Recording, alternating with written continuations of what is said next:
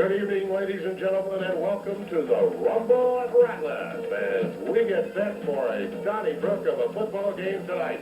This is Don Scott. Along with Kurt Kaiser, we'll be bringing you all of the action. And this one, folks, should be a good one. Kurt Kaiser's down on the field. He's got the starting lineup. Kurt? Don, there's nothing quite like a Lee Permian football game. We're expecting a dandy here tonight in the 1991 edition. It's a series that, if you look at the entire series between the two teams, Permian's pretty well controlled it with a 21-win and 9-loss record. However, since 1980 is when the series really started to heat up. Since that time, Permian has won 6 times, Lee has won 6 times. And the last few years has belonged to the Rebels. Lee winning 4 of the last 5 ball games. The only time they lost was in 1989 when Permian went on to win the state a national title. And Lee has also won 6 of the last 9 ball games. So Lee has controlled it of late. Permian has it for the entire series. Now, the 1991 game, who knows? Each game stands on its own, and it should be another exciting edition of the Panthers and the Rebels. Let's look at the starting lineup. So we'll check out one of the interesting matchups, the Permian offense, which is ranked at number 1 in district, the number 4 ranked offense in the state, and the Lee defense. They're the number 1 defense in District 4 5A, and they're ranked as one of the tops in the state as well at number 14. First of all, offensively for Permian, center Bruce James will get the start once again. Bruce, 5'11", 178-pound senior. The guards, Eric Lubin, 5'9", 182-pound senior, and Mike Sims, 5'10", 160-pound senior. The tackles are Matt Lockey, 5'10", 173-pound junior, and Jason Cothran, 5'10", 169-pound senior. At tight end, it is Tony Daniels. Tony didn't play last week with a bad ankle. He'll be in there tonight, 6'4", 205-pound senior. The quarterback is Stormy Case. Stormy, 5'11", 178-pound senior. At fullback, Malcolm Hamilton, number 2 rusher in the district, 6'1", 192-pound senior. The tailback is Timmy Ross. Timmy, 5'5", 125-pound senior. At wingback, Jared Bergen, 5'5", 130-pound junior. The split end is Kendrick Parrott, 5'10", 149-pound junior. The kicker and punter for the Permian Panthers is Shane Wells. Shane, 5'7", 143-pound junior, the number 3 scorer in District 4 5A to this point. Now let's check out the Rebels. Again, Lee comes in ranked number 1 in district. Their defense does, and number 14 in the state. They have surrendered just 143 yards per game, and they've given up an average of 4.8 points per game. Defensive tackles are Matt Tryon. Matt, 5'8", 195-pound senior. Bernard Oldham, 6', 200-pound junior. The defensive ends, Brett McNeil. Brett, 5'6", 180-pound senior. And Tony Olivas, 6', 180-pound junior. The linebacking core consists of James Ward, 6', 210-pound senior, and Jovan Chico Tellez. Chico is 5'11", 240-pound senior. Mark Seidenberger, the other linebacker, 6', 200-pound senior. The defensive backs, we start with Jake Crouch, and Jake is 5'9", 175-pound senior. Rod Strambler, 5'9", 175-pound junior. Henry Stewart, 5'10", 170-pound senior. Nathan Lambert, 5'10", 160-pound junior. The kicker for the Rebels is Todd Meade. Todd, an outstanding kicker, 5'8", 160-pound senior. The punter is Darrell Lucas, 5'10", 170-pound senior. Many times in big games like this, you look to the kicking. Both teams, outstanding field goal kickers, and that could enter into it late. We'll keep an eye on that for you, as well as all the action tonight as the Rumble at Ratliff is just moments away. We'll have the start of this ball game and more of our pregame report coming your way in just a moment.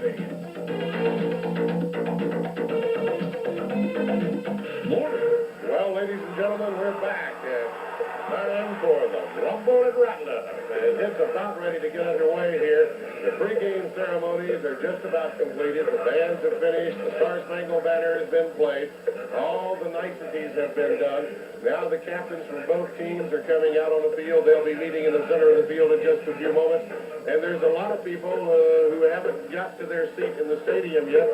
The parking lots are all full. They're parking on the grass at both the north end of the stadium and on the south end of the stadium. And there's a line of cars that's got to stretch for at least a half a mile back toward Midland on one of the approaching roads. This is Don Scott. I'll be bringing you the color tonight, and Kurt Kaiser will be bringing you the play-by-play. Kurt, I'm ready for this one. Don, we've been ready for a while. You know, in big games like this, you talk so much about what will happen. Everyone has an opinion as to what will happen on the field, and we're just about ready to find out what will happen and forget the speculation. But if we can speculate for just one more time, we're ready for a whale of a ball game with two 5-0 teams. And once again, it looks like this is a game that will decide the champion in District 4 5A. Well, it certainly can do that, Kurt. There's no doubt about that. There is another fly in the ointment, and that's a little bit to the east of here, in a place called San Angelo. They certainly have a claim and a team that we saw a couple of weeks ago that certainly has the capability of doing some things about taking over that crowd. But these two teams that we're meeting here tonight are almost certain to be two of the three teams from this district that go into the playoff round. And as the captains meet in the center of the field and exchange a little bit of a greeting there, that's the last friendly thing they'll say until the end of this ball game. It's going to be, I think, an excellent high school football game. The crowd is certainly on hand. Over 20,000 people in the stands, and a lot of them still trying to get to their seats in the stands. But the stands are pretty well full. Yeah, they really are right now. And again, there's a little bit more room, and I'm sure they'll get them in here. But a lot of people are going to be missing the kickoff, which will happen in just a few moments. Permian Panthers represented down on the field right now by Brian Tucker, Jason Cothran, and also Tony Daniels. For the Lee Rebels, their co-captains include Henry Stewart, Jovan Tellez, Casey Jones, and Keith Boyd. There you see the Rebels just about ready to burst through their banner. The Panthers will do the same at the near side of the field. And one of the matchups that we talk about, Don, is the size of Lee versus the quickness of Permian. The lead line is just incredible. Okay, Permian has won the toss down on the field, and they've won the toss, and they will receive. They will be at the south end of the goal field. Lee will be kicking off from the north. So we've got that little bit of formalities out of the way, and I think it's going to be an interesting game. As you said, Kurt, the size of the Lee Rebels, they're a big, good-looking football team. They got some excellent-looking football players over there in the Lee white uniforms this evening, white and gray. And I assure you that they are ready to play football, and they've come out to play football. There's the two mascots as they're kind of raising a little ruckus among themselves out on the field right now. That's part of the game, part of the color. And here come the Rebels.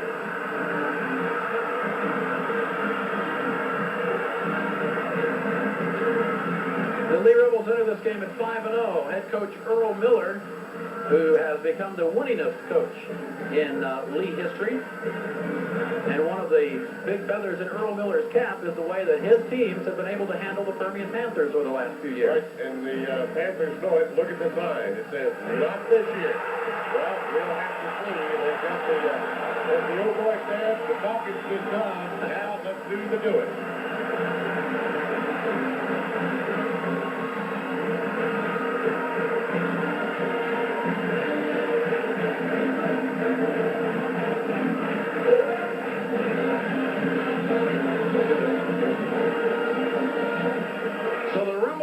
Is just about ready to get started. As again, Permian will be putting that offense onto the field first. And as we mentioned in the pregame, the Permian offense #1 in the district, averaging 436.6 yards per game and 48.2 points. And you put that against the Lee defense, which has given up just 143 yards per game and 4.8 points. Something's got to give. I think you'll see less offense from the Permian Panthers, but I think you'll see Lee probably yield a little more than they have in other games this season. That's all speculation, though. The playing is about to start on the field. I'm ready to watch a good football game. So Permian ready to send their return team out there for the first time as we get ready to get this game underway. Permian coming off a big win over Alamogordo last Saturday afternoon, a 68-0 victory, and Lee equally decisive against a District 4 5A opponent as they fell behind early against Abilene Cooper, but in the end come up with a big victory there at Memorial Stadium last Friday night. Permian 1-0 in district. The Lee Rebels at 2-0 in district play after beating arch rival Midland 2 weeks ago. Dropping deep, you see Bubba Jones in the middle of the screen. Alongside, it is Alan Scrambler, who has a cousin wearing the other color uniform tonight. And the other number 24, in fact, who is Rod Scrambler. Both cousins of Ferris Scrambler, who was a big part of the Lee Rebels in 1989. Well, here we go. Todd Meade has the ball teed up at the 40-yard line. And the 1991 edition of the Rebels and the Panthers, the Rumble at Ratliff, is underway. High kick will be taken by Bubba Jones at the 6-yard line. Quickly back to the 15, the 20. Jones down the right side. Henry Stewart pushes him out of bounds across the 30. And a nice return by Jones. Permian will start it at the 32-yard line. Kurt Bubba Jones made a big statement there. He had a nice return, but he almost made a huge statement there. He had one or two people to get around, and he was going all the way. Finds a nice crease right through here, and if he gets past this one, he's got a lot of clear field in front of him. So again, Permian will start it from the 32-yard line. Going to the right side, it's Kendrick Parrott. Tight on the left, Tony Daniels. 3 in the backfield behind quarterback Stormy Case. And that's Timmy Ross with the football. Ross takes it across the 35-yard line, picking up about 5 on first down before he's brought down on the play that time by the middle of the Rebel defense. Well, here it is again. This is bread and butter Permian offense as Ross just picks his crease and moves up in there and does a neat job of running. Timmy Ross, the mighty Mike, but he's tough and he's hard to bring down. Mike Bracken's in on the stop that time for the Rebels. 2nd and 5 with the ball pushed down to the 37. Parrott again goes wide to the right side. Bergen, Ross, and Hamilton. Now they split Will Wagner out to the left side, and Bergen goes to the right. Case with a long count. Too long. Delay of game will go against the Panthers. He checked off the line of scrimmage, and it took him a little bit too long to do it. But he was on one play, and then he checked off to another play. And by the time he got the checkoff done, the clock had expired. So it'll go back to 2nd and about 5. 2nd and 10. Or 2nd and 10, I'm sorry. See how that changes the strategy. As Stormy Case checked off, had a pass play set up to Will Wagner, but now on a 2nd and 10, he went over to talk with head coach Tam Hollingshead, second-year head coach for the Panthers, and let's see what they call now. To the right side goes Kendrick Parrott. Again, they split Bergen out to the right and Will Wagner out to the left.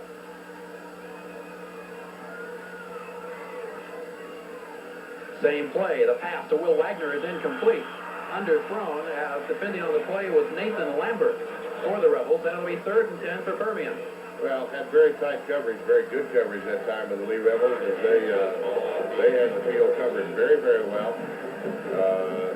Wagner just really never did get open. He could have waited another step or two. He might have been more open. So the clock stops at 11:03 to go in the first quarter, the first offensive series for the Panthers. 3rd and 10 from the 32-yard line.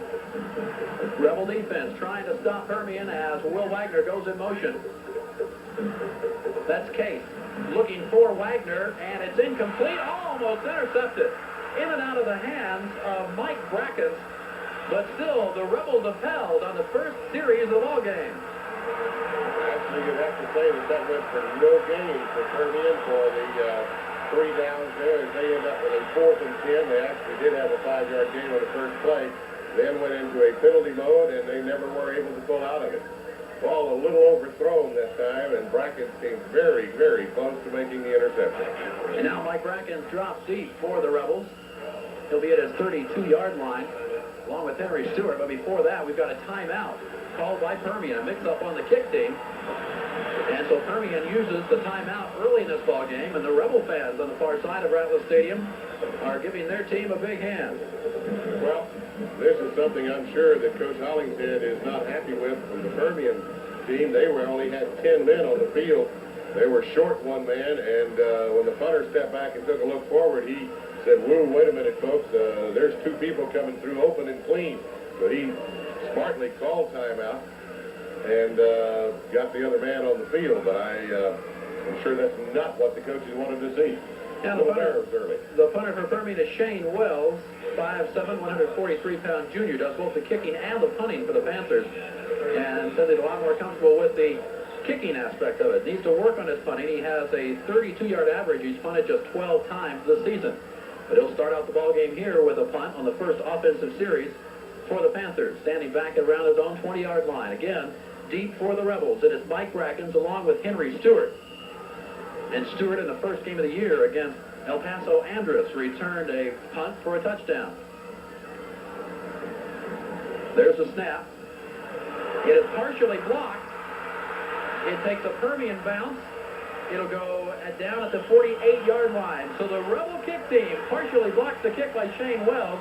It was Jake Crouch that got in there and got a piece of the football. And Lee has excellent field position as they start with the ball.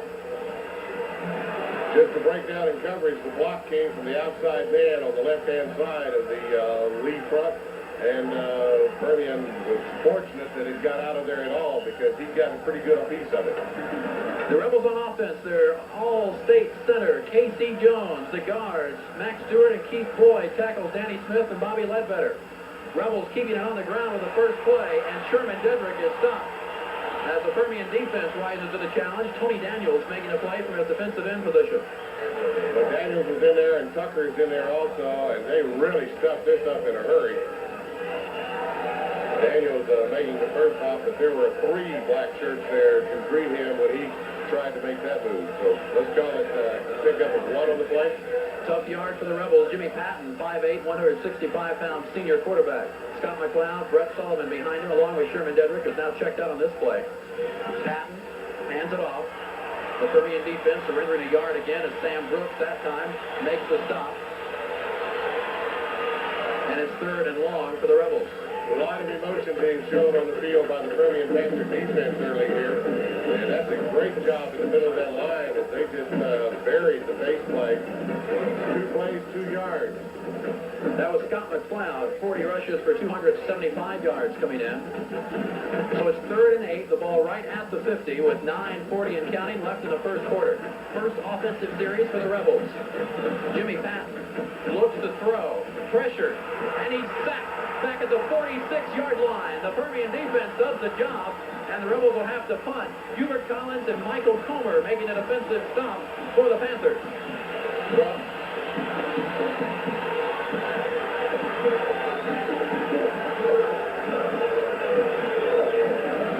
Jimmy Patton does not throw very often. In fact, he is just 8 for 18. Good completion ratio, but has not put the ball in the air very often during the first 5 games.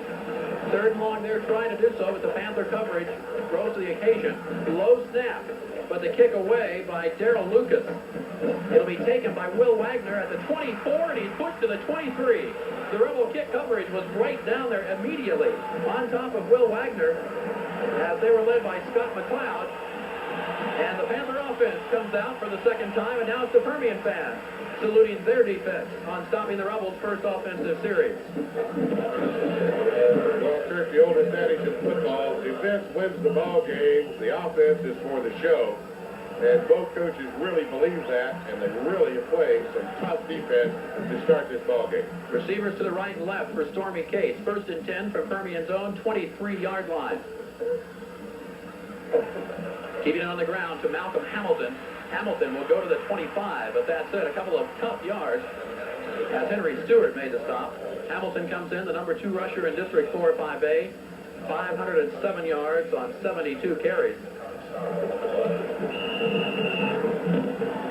Well, Permian once again running to their left. They tend to be a left-handed ball club. They tend to run more to the left than they do to the right. Kendrick Parrott is wide to the right side. Bergen split left. Stormy Case looks to throw. Sprints out, puts it in the air, and wide open is Kendrick Parrott. Catches it and falls down at the 36-yard line. Kendrick Parrott stumbled over his feet after he made the catch. Brett McNeil was the one that put the pressure on Stormy Case. Yeah, there was nobody covering Kendrick Parrott. I want to tell you, Parrott is so wide open that it's one of those passes, if you're a receiver, it scares you to death because you just know you're going to drop it. There's nobody around Parrott. And I mean nobody. Look, he falls down, and it still takes another 2-3 seconds before anybody gets there. If Parrott had maintained his feet, he was in the end zone. A 38-yard pass play. Case to Parrott, and it's 1st and 10 Permian at the Rebel 37, just under the 8-minute mark. The pitch comes back to Timmy Ross.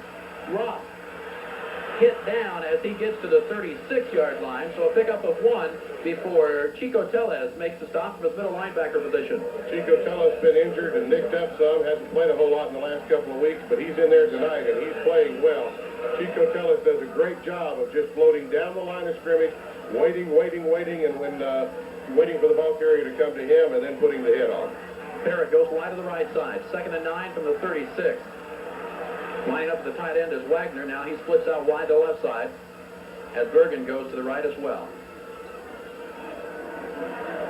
Stormy Case pitches the ball back to Malcolm Hamilton. Hamilton with room inside the 30. Goes down very close to the first down. I believe he'll be about a half-yard shy. So it'll be 3rd and short for the Panthers. They stop by Mike Brackens. This time, this is a great read by Hamilton. Watch, he was going to go outside, but then he saw the crease back inside, and he took that crease and picked up some nice yardage. Hamilton down about 2 yards short of that first down marker. So it'll be 3rd and 2. They spot the ball at the 29. 6:40 left in the first quarter. No score yet. Second offensive series for the Panthers. Case gives it back to Hamilton again, and he is stopped short of a first down. Going to be very close. Joman Tellez makes a stop on Hamilton. Where they mark it, he is short. Not by much, but he is short. It's going to be 4th and less than a yard. Boy, what a hit. That was a collision, folks. And the Panthers will go for it. Will Wagner brings in a new play. Gives it to Stormy Cates in the first real big play of the ball game with 6 minutes to go in the first quarter. 4th and less than a yard for the Panthers at the Rebel 27. The Lee fans urging on their defense. Stormy Case gives it back to Malcolm Hamilton, who has the first down inside the 25 to the 24-yard line. That was one of those plays. Everybody stacked on the line of scrimmage. If Malcolm Hamilton had retained his balance, he was gone all the way, because once he breaks the line here, watch this. There's nobody home. He breaks the line. He gets hit just as he breaks. If he could have gotten past there, it was a long, open field from there. Lee defense playing very tough, giving up the one big pass play. But other than that, it's tough in those pits tonight. 1st and 10 Permian at the Rebel 24-yard line. 5.5 minutes to go in the first quarter. Ross and Hamilton behind Case. Will Wagner in motion. Case pitches the ball back to Timmy Ross. Gets the blocking from Hamilton and goes down to the 21-yard line. Jake Krause made the stop after about a 3-yard pickup. Permian continues to work at that off-tackle slot, hammering it up in there with alternating running backs. That's their bread and butter type offense. That's what they do best. John Williams checks into the lineup for Permian. Williams, 225 yards last week in Permian's big win over Alamogordo. 2nd and 7 from the 21. Case pitches the ball back to Williams. Williams trying to turn the corner, does so. He's inside the 10 and down at the 1-yard line. Henry Stewart pushed him out. The Panther fans think he was in, but he was down at the 1-foot line. He is real close to going in. Let's take another look. Folks, this is what speed does for you. A great block right there and another great block that Hamilton threw. But watch this. This is just speed and very close. If he'd have had the ball in the other hand, I think it would have been a touchdown. First and goal, Permian trying to break the scoreless tie. Stormy Case hands it off, and that's a mojo touchdown. Malcolm Hamilton takes it in for 6. Well, let me tell you, it took the officials a while to signal that because there was a pound up in that line in there. They hit really, really hard. Let's take another look. There's got to be some fine blocks on the line. There's one of them, a great block by the left guard. Left guard for Permian is Mike Sims. He does a heck of a job there, cutting down and opening a pass for Hamilton. Try for the extra point by Shane Wells. Snap back, ball down, and the kick is no good. Wide to the right side for Shane Wells.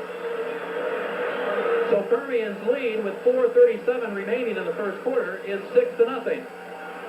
Only the second miss all year long for Shane Wells, who came in as the third leading scorer in the district after he had hit on 32 extra points. I called for a very, very close ball game with 1 or 2 points difference one way or the other. That is a miss that Permian may live to regret. The scoring drive for Permian, 9 plays, 77 yards. It took them 4 minutes and 16 seconds. 2 big plays, as you see the touchdown there by Malcolm Hamilton. 2 big plays, one on the pass from Stormy Case to Kendrick Parrott, and the other, the run by John Williams. Well, Kurt Kaiser, we said we were going to have a good game. I think we've got one. It does look good so far. And I want to tell you this, there are a lot of people that are really going to want to watch the first part of this because they're still coming in. Still over a quarter of a mile of cars out there, and they're parking all over the grass everywhere. They're still parking cars as the line continues to come into the stadium. Shane Wells will kick it on down the field. The kick will go into the end zone as Marlon Henry watches it and will down it in the end zone for the touchback.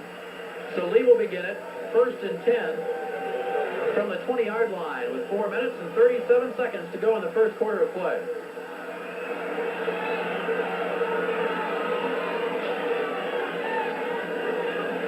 Jimmy Patton will bring his team up to the line once again.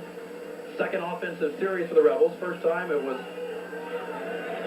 a 4-play drive. 4 plays and a punt. 3 plays and a punt. The Rebel wishbone behind quarterback Patton. The pitch comes back to Dedrick. Sherman Dedrick, after a pickup of maybe 3, is brought down by Tony Daniels. I will tell you, there is some contest going on down there along the trench. The Lee line is big and strong, and they are bowling some people over. But there's some extra people filling in those holes. But I'll guarantee you, it's tough down there in the trenches. And this line from Lee is big, and they are good. Making a 4-yard pickup, 2nd and 6. The ball going right up the middle to Scott McLeod. And McLeod picks up another 3 to 4 yards before Brian Tucker brings him down.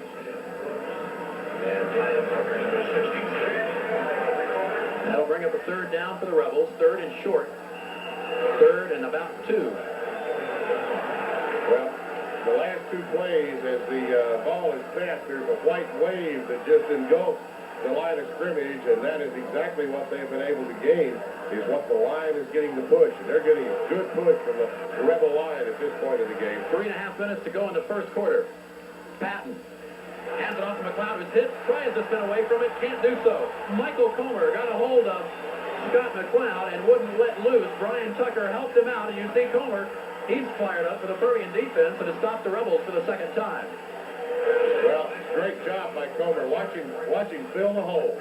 This is his job as that middle linebacker, and boy, does he make a hit when he fills the hole. That's just one of those tough plays. tough hit. The back tried to spin out, just was no place to go. So the Rebels forced to punt. Darrell Lucas does the honors. High kick by Lucas. Chases Will Wagner back to the 29-yard line. He gets away from one tackle. Now has some blockers forming in front of him. Wagner down the sidelines. Wagner into Lee territory. Needs a couple more blocks down to the 35-yard line. Brett Sullivan makes the stop. Wagner from the 29 to the 35. Well, Will Wagner does a great job of individual effort. Watch it. He is trapped right here. Then he gets a block. He sees the wall back behind him. He comes back the other way. Peel back block right here that helps him get loose. He gets another little block and tries to jog around one man. Couldn't quite get around him. Tremendous kick return. A 36-yard return by Will Wagner. First and 10 Panthers as the pitch comes to John Williams.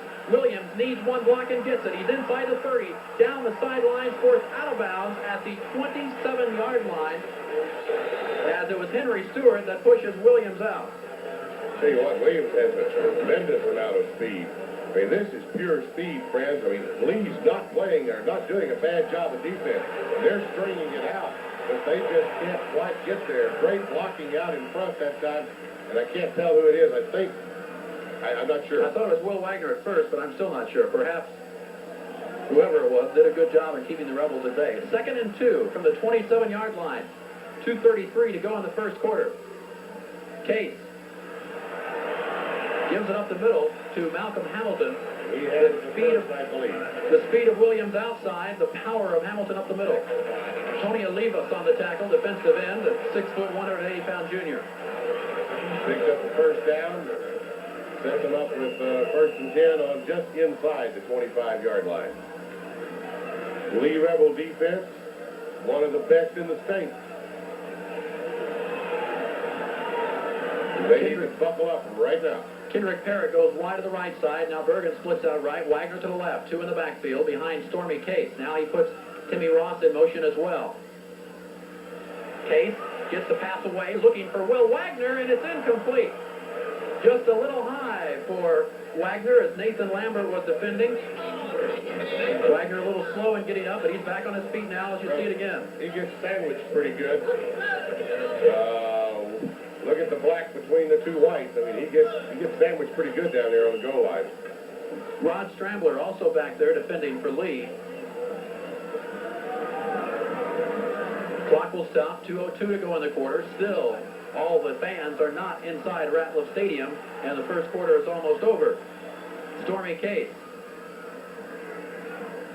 has Parrott to the right, 3 in his backfield. Gives it to Malcolm Hamilton. Hamilton does not break a block. The big defensive play by Jake Crouch as he came through there and tripped up Malcolm Hamilton. An excellent defensive effort by Crouch this time. Watch him as he's unblocked on the outside.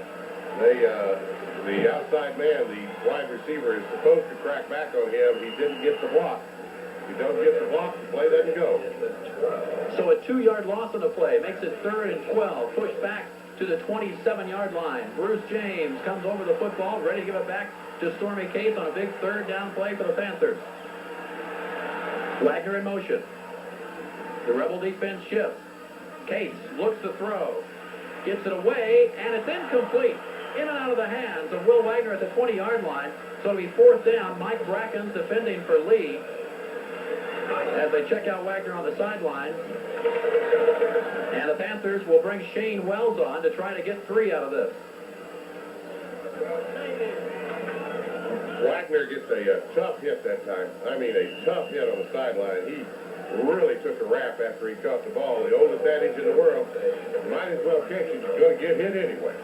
Ball will be spotted at the 34-yard line for a 44-yard attempt for junior kicker Shane Wells. Snap back, ball down. The kick is up, and it is good. Shane Wells puts it in from 44 yards out. Always amazing to me, Kirk. You miss an extra point, and 3 yards away, and then you kick one from 44. But if you watch it again, the job that Stormy Case did in getting the ball down right before that kick really made the attempt. That kick was just barely inside. Watching on the replay, you could actually see the shadow of the ball on the goalpost. Fred, that's close. Shane Wells, the place kicker for the Permian Panthers, did a story on him earlier this week. As you get to games like this, Don, and coaches always say, big games can come down to kicking. Boy, the Lee Rebels have a dandy in Todd Meade, as both teams are very confident in their kicking games. Watch the shadow. See it right there? Just barely does clear inside that goalpost. Boy, that's about as close as it can get. So the Panthers tack on 3 more, and it's 1 minute and 12 seconds left to go in the first quarter. Permian has a 9-0 lead. That touchdown set up for the good punt return by Will Wagner of 36 yards.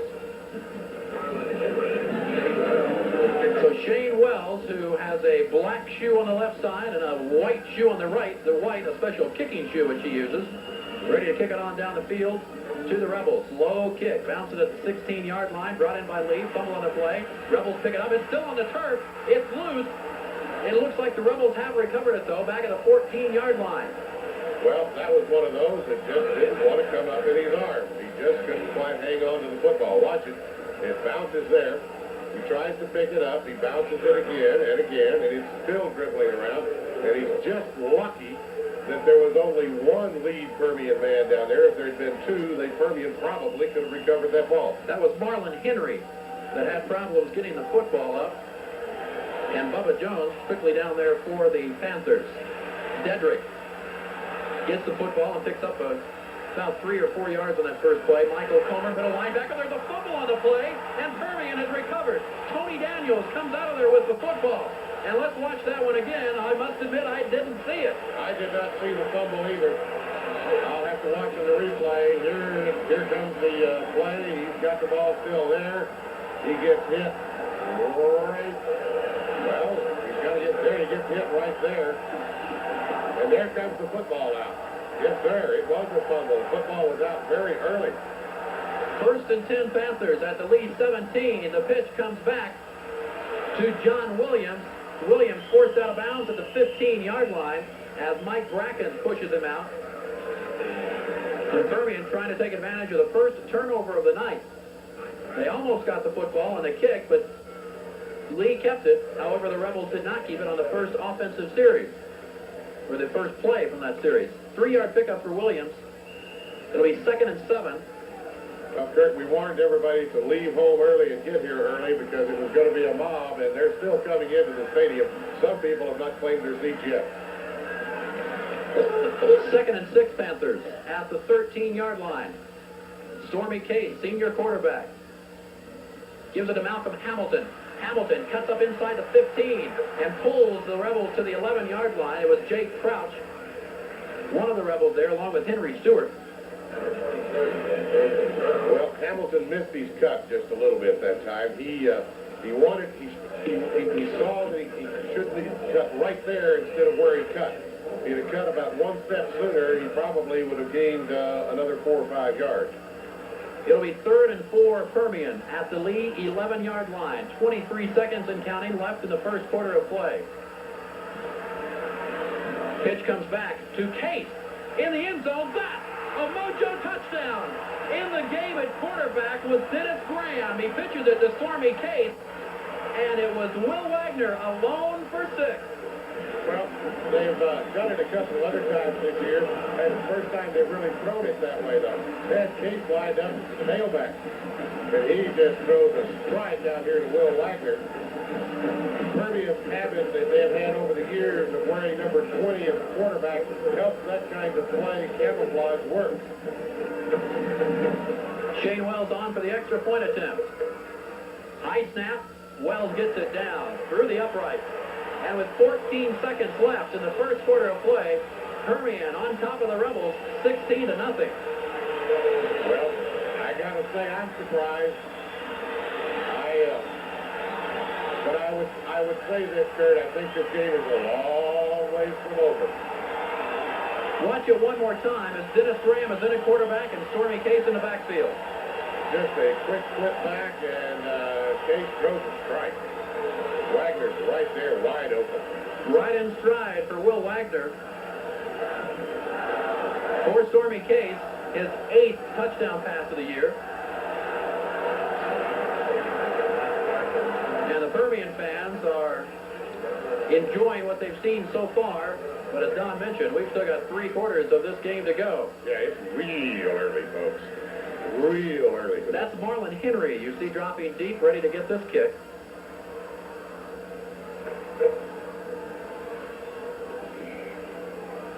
And it looks like that about the time the first quarter ends, the last cars will make it into the parking lot. Now, that's not fans into the stadium yet. That means they're in the parking lot, so it'll still take them a while to get here. Boy, I tell you what, it is amazing. This is a full house crowd. Shane Wells sends the Rebels deep. And very wisely, Mike Rackens decides to down in the end zone and bring it out to the 20-yard line. So the Rebels will start at 1st and 10 from the 20 with 14 seconds left to go in the first quarter of play. And the Panthers the early 16-0 lead. Well, Kurt, you got a key to what's happened so far? The main thing in big games like this, Don, is take advantage when the other team lets you in the door. And Permian was able to get the fumble. They did take advantage. Randy Mays, defensive coordinator, likes what his defense is doing. They haven't allowed a first down yet for the Rebels.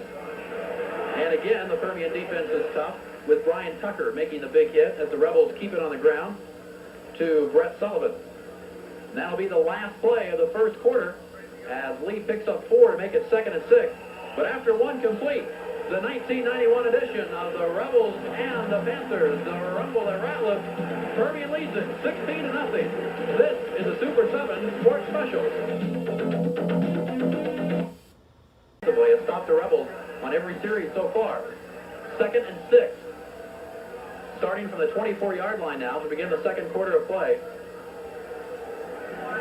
Jimmy Patton has the wishbone behind him. Movement along the line, no flags, yes, there are flags. The flags will come out now. The whistle blew, but there are no flags. It looked like the Rebels jumped offside. Somebody a little quick on the snap count there. Wait a minute. Well, I'm not sure which side it's on. They're still discussing it. Well, I'm not sure what I saw. On the replay, I'm not sure I saw anything. They're going to wave the flag off. I'm sorry, folks. I really didn't see anything either. We're rolling it back here. Let's take a look again and see. There's the ball already snapping before anybody moves. I'm sorry, I didn't see anything. The whistles blow once again, and the officials will decide what they're going to do. Having a hard time getting the second quarter underway. The official going over to explain to Cam Hollingshead, head coach of the Panthers, exactly what that call was.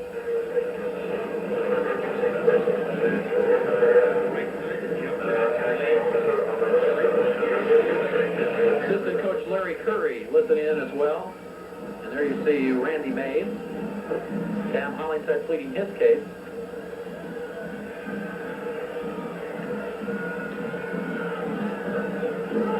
And I'm really not thinking that it's an offside call. I think this is some kind of a procedural call, and I'm not sure what it was.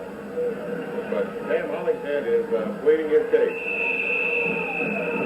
And they're calling a timeout on Permian. So the Panthers will use their second timeout. He called that on the coach because the coach talked to him too long. I'm not sure Coach Hollingshead's going to be any happier after that one. Oh, me. He is now blistering the ear of another official down there. We'll look at the play one more time and see just exactly if we can find out Watch what they're talking about. There may be some movement on the right side, the truck tells us, as they've been watching this. But watch when the ball moves. Watch. Right there. Yeah, there is movement. Definitely is movement. Okay, I stand corrected. But they decided to waive off the penalty for some reason. And Coach Hollingshead was not happy about it. And I'm not sure what happened there. So after the timeout, we're ready to get back to football. Well, that's Permian's second time out in the first half of play. If this were the second half, that might be a little more crucial. 2nd and 6 from the 24-yard line. Up the middle, running room for the Rebels, a first down carry. As that was Scott McLeod, brought down by Will Wagner and Tony Perez. The first down of the game for the Rebels on a big carry by McLeod.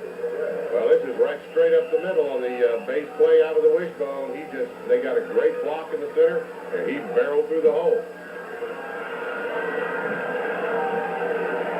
Casey Jones ready to get the football back to Jimmy Patton. Casey, 6'3", 230-pound senior. Patton keeps it on the option. He's hitting down to the 35-yard line. A tough 2 yards for Jimmy Patton before Tony Daniels put the stop on him. Ray Anderson came in for Permian on that play at the defensive end slot. He's a 208-pound senior, number 70. And he came in after that big game. The coach wanted to talk to somebody out there. 2nd and 8 Rebels from their own 35-yard line.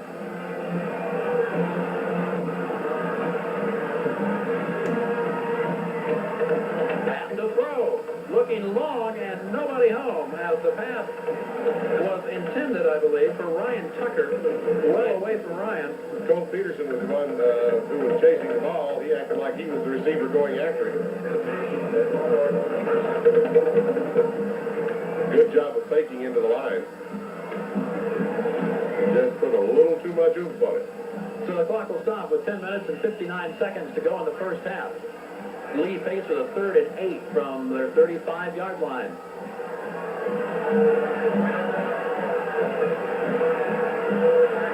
Rebels send 2 receivers to the right side. Pass on the draw. Lee stops. What a hit. Michael Comer, the middle linebacker. 62. No, it's better. Tucker is the one who really put the helmet in him. Okay, that's Brian Tucker. Brian Tucker, right? Brian Tucker, 3rd-year starter. Does he put a lick on him? Watch this. As Tucker slides over to the side, Comer gets the first strike here. No? Well, watch, but there is Tucker, and boy, does he hit him and put him backwards. Sam Brooks also helping out. That was a mob. That was a mob. Kenny Williams, the one that was hit in the ball carrier for the Rebels. There's the kick by Darrell Lucas. Beautiful punt. Will Wagner at the 24-yard line. Back to the 30, Wagner to the 35 before he's brought down. As the stop was made for the Lee Rebels that time by Casey Jones. Casey Jones, downfield.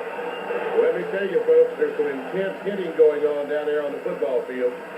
I mean, there is some real, you used to say leather, I guess it's all plastic now. Yeah. But there's some real plastic banging around. So despite Lee picking up their first down of the ball game, the Permian defense stops them, forces another punting situation. It's 1st and 10 for the Panther offense now from their own 35-yard line. 10-10 to go in the first half. Stormy Case brings Jared Bergen in motion to the near side. Right up the middle to Malcolm Hamilton for a tough 1, maybe 2 yards. Line of scrimmage to 35. It was more than 2. They'll put it out to the 39-yard line. So a 4-yard pickup for Hamilton. Boy, it's tough in the pit. The clock is running under the 10-minute mark. Permian enjoying a 16-0 lead right now, and they have the football. Well, the greatest thing that Permian's been able to do in this first half is to keep their hands on the football. Their time of possession has been tremendous. Their defense has done a good job of getting in and out in a hurry, but they've managed some pretty good drives, and that makes a lot of difference. Bergen and Tucker to the right side. And a delay of game call, I believe, against the Panthers for the second time today. Permian will be pushed back 5 yards. Case was trying to check off. He was checking off, and he didn't get it done quick enough. He's over real quickly, Coach Hollingshead telling him what he wants him to do.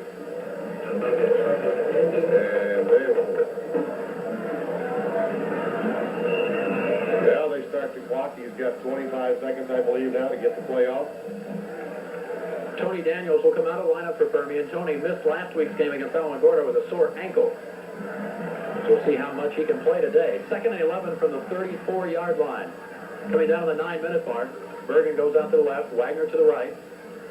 Herod also to the left side for Stormy Case. He puts Timmy Ross in motion. Now back to throw. Case looking downfield. It's completed to Ross. Ross makes one move, spins around to the 45, makes a second move, still on his feet, and couldn't regain his balance. But he goes down to the 36 or 46. He'll have a first down. He looks like that little silver ball in a pinball machine that time as he bounces all over. Let's watch it again on the replay. This is worth watching after he catches the ball. Good throw by Case right in his hands. He catches the ball right here. He gets hit. Ooh, he got a face mask right there that they didn't catch. But then he gets hit again, and he's stumbling around. Oops, he finally falls.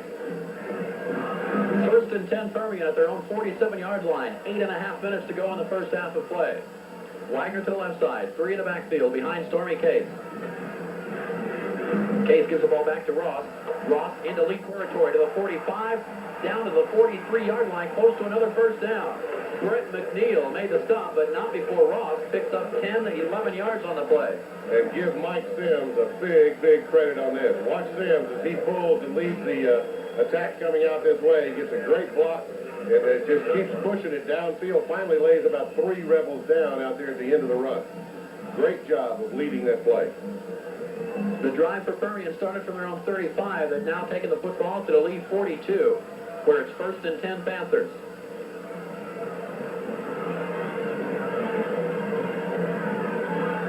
Case, another long count. Gets the football, gives it back to Malcolm Hamilton, gets the block, looking down the sidelines, inside the 40-yard line, down to the 33. There's a flag that flies from way down the field. Henry Stewart, the tackle. That flag was thrown 25 to 30 yards in the air. Incredible job by the official there. Tell you what, he's got an arm. I'm not sure what the call is. It was, I was watching some of the blocking and the other extracurricular activity. Great block right there. That's Michael Comer they have in the backfield. Great block right there that Mike Comer did a great job. And they're, I'm not sure. I think it's against Permian on a clip. Yes. There's a clip on Permian. It happened downfield at the tail end of the play. So the clipping will take away the big gain by Malcolm Hamilton and force the Panthers back to their own, or to not their own, but to the Lee 48. You'll see the clip. Oh, there's the clip right. Well, yeah. I'm not sure. He started the block in front, but by the time he got the block made, he was behind. So it's 1st and 17 from the Rebel 48.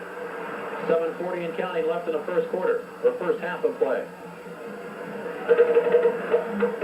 Case puts Ross in motion. Looking to the short side, finds Timmy Ross, who does not get away from the tackle. Back to the line of scrimmage. Big defensive play by linebacker James Ward. Did a great job of picking up Ross. That's a tough job for a linebacker to have to come out and pick up Ross and covering, but he did a great job on it that time. Permian going to the short side of the field, and James Ward just stayed right with him.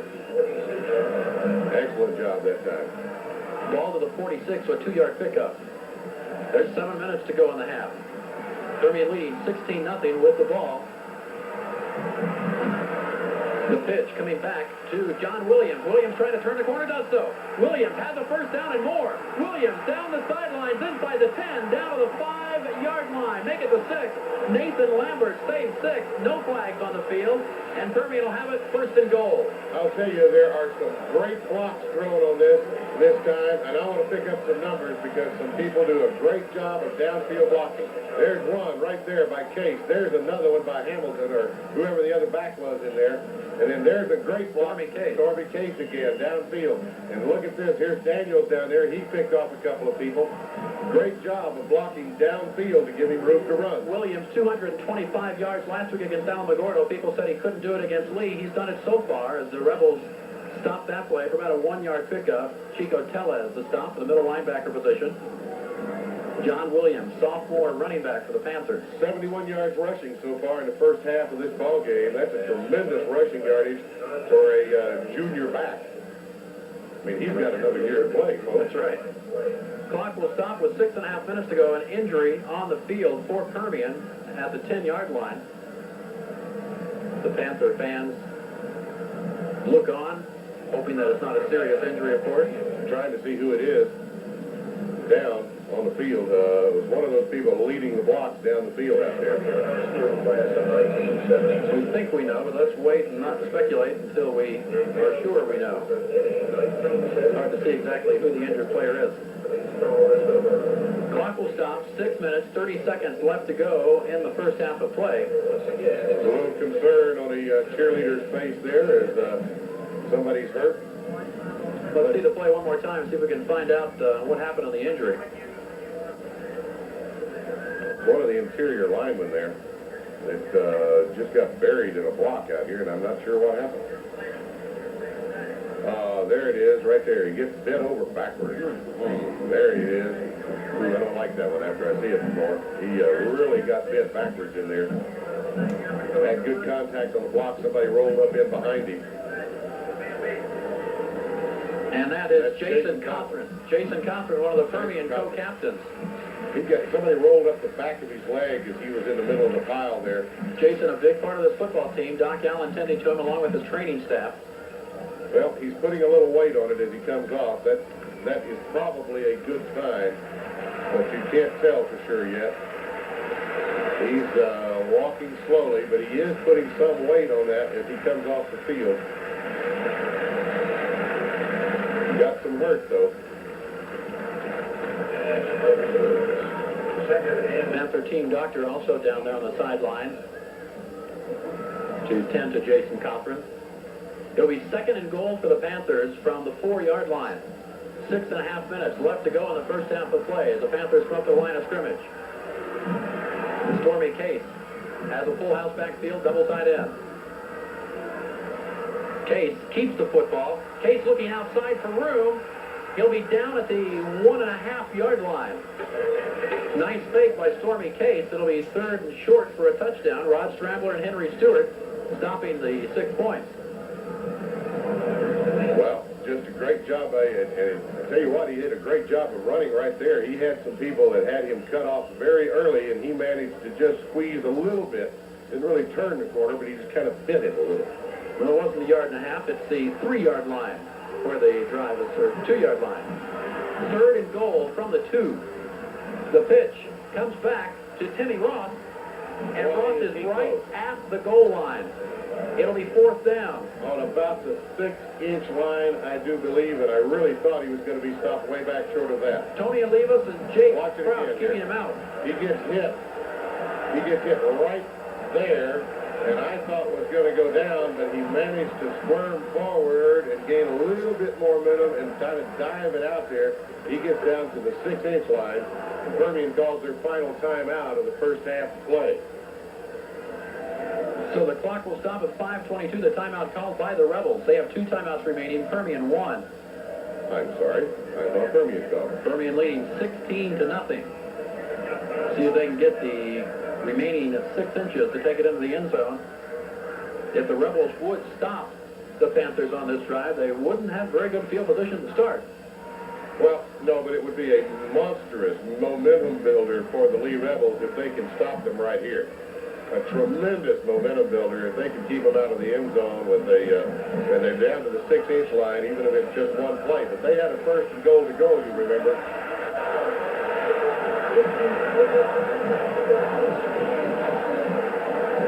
You can see the scoreboard wants the Panthers to go for it. Well, let's see what they're going to do. I don't see number 17. I don't see Mr. Wells anywhere out there, so it looks like Permian is going to go for it. It's 4th down. They have one shot. They got 6 inches to move the football. Bruce James at center. Stormy Case at quarterback. Case hands it off to Malcolm Hamilton, and that's a mojo touchdown. Malcolm Hamilton, his 2nd TD of the night. He takes it in for 6. And it looks like Permian will go for 2.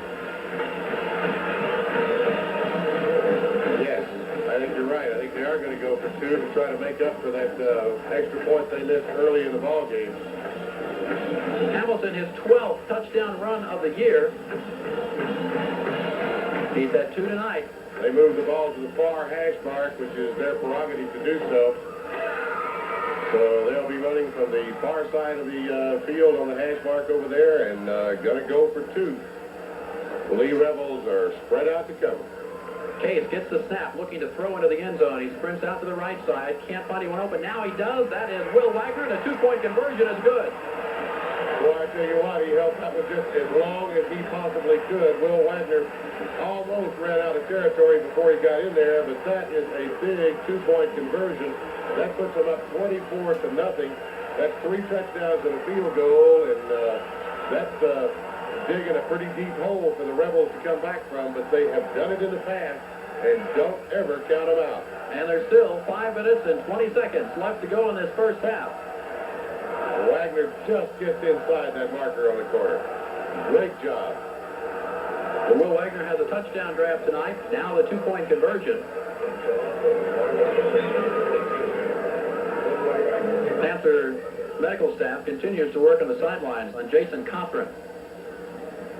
As he's on the training table and they're working on that ankle. Yeah, it is an ankle. It's not a knee. I am so glad to see that. They're going to retape that ankle, which means he probably is going to be back in the ball game.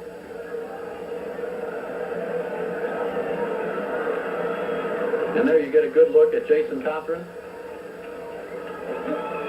who hopefully will get back in there for Permian. Shane Wells with the kick. Taken by the Rebels. With running room, that's Keenan Henry. And Shane Wells is the one who stopped the play up over on the other side.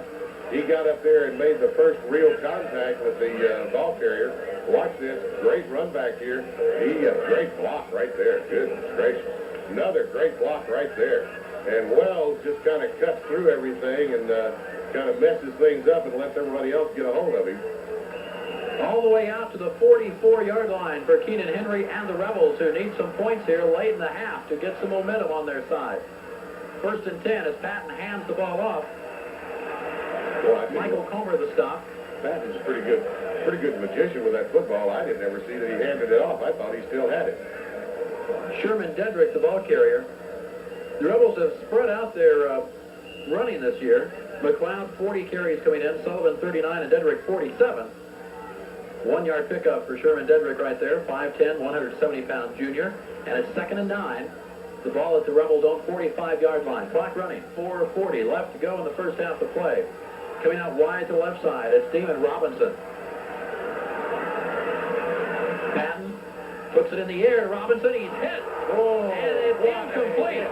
Will Wagner, what a hit. Lord of mercy, this does rattle your chops, friend.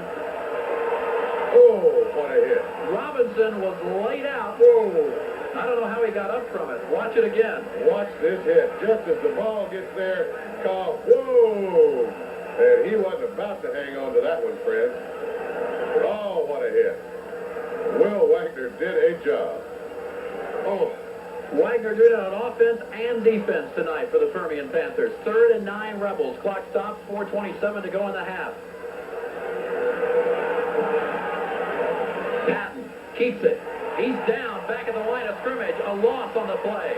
And the Permian defense has held again. Sam Brooks making the stop, I believe, that time for Permian. Defensive tackle, 6 foot, 196-pound senior, and lifted of a hand for the Mojo defense.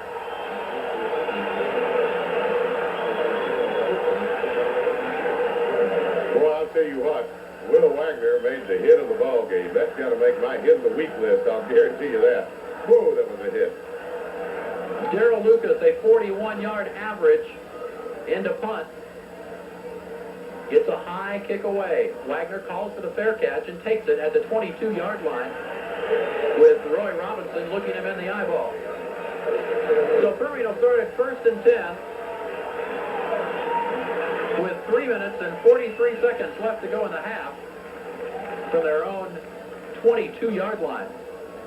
Permian total offense up to this point is 187 yards in the first half of play. They were averaging 443, I think, a game going in. So, And Lee averaging just 143 in giving up yardage. so Permian's offense has done a tremendous job so far tonight. 1st and 10 Panthers from the 22-yard line. Wagner is wide to the right side. Case looks to throw. He finds Wagner. Wagner's open. Now he's going deep. After Case pump, he's looking long. Wagner double teamed. It is incomplete. Well, Wagner faked it short and then went long, but he had 2 on him. Michael Brackens and also Jake Crouch. well, that was the little hook and go pattern, and he pulled the hook, but when he pulled the go, nobody bit from Lee. Nobody stayed home for the hook. They stayed right with him. And I think Case threw this one just about as far as his arm is capable of throwing it, and it just barely was over the arms of the defender. So the clock will stop with 3 minutes and 35 seconds left to go in the first half. 2nd and 10 from the 22. Barrett is to the right side. Bergen splits out right. Wagner left. Hand off to Malcolm Hamilton, who spins for a yard, maybe 2. Permian keeping on the ground. Great defense that time by the middle of the Midland lead line. The Rebels line doing a great job this time, just stuffing up all the holes. There was just no place to run. The 2 techniques don't get moved, and the defensive ends come in, and that spells major problems. Rebel defense needs to make the stop here, and their offense would still have about 2.5 minutes left in the first half. And could ways get to work. Right, and could get some pretty decent field position on top of that. 3rd and 9 from the 23. That's Timmy Ross in motion. Stormy Case. Completed to Ross. First down, Permian, I believe. Let's see. Boy, is it going to be close. Rod Scrambler pushed him out. Where he's marking it, yeah, they made it. It is a first down for the Panthers. Boy, was that close. But this is a good job once again by Case as he just drops the ball over the head of the linebacker to Ross, who manages to pick up that extra couple of yards, and that was enough to give him the first down. Timmy Ross, 2 catches tonight. 1st and 10 from the 33-yard line. Pitch comes to John Williams. Williams needs a block. Gets it. Looking down the sideline. Williams forced out of bounds by Henry Stewart. He's out at the 50. Stewart making a play for the Rebels, but not before John Williams shows his speed again. I tell you what, I don't know what Williams runs a 40 in. I'm not sure it's really pertinent at this point, but I will tell you this much: whatever it is, it's quick, because the young man is what you would call sudden. 2 minutes, 38 seconds left to go in the first half. Permian leading 24-0. 50 yards away from the end zone as Stormy Case has receivers right and left. Malcolm Hamilton, the first, to the 45-yard line. Pure power running by Malcolm Hamilton, and he does it about as well as anyone. He just lowers his head and gets good body lean and pounds up in there for some yardage. Chico Tellez, middle linebacker, making a stop on Hamilton. 2nd and 5 from the 45 as the clock moves. 2:15 left in the first half. They've got the big and the speed in there this time as Hamilton and Williams are in there. James pitching it back to Williams, and no room to run that time for John Williams as Mark Seidenberger led the charge. Seidenberger breaks down the blocking wall on the play side of the ball and just simply gums up and messes up the works for everybody. Excellent defensive play. This is the way you stop things. Great job by the defensive end. So it'll be 3rd and 5 for Permian as Jason Berlin checks into the lineup.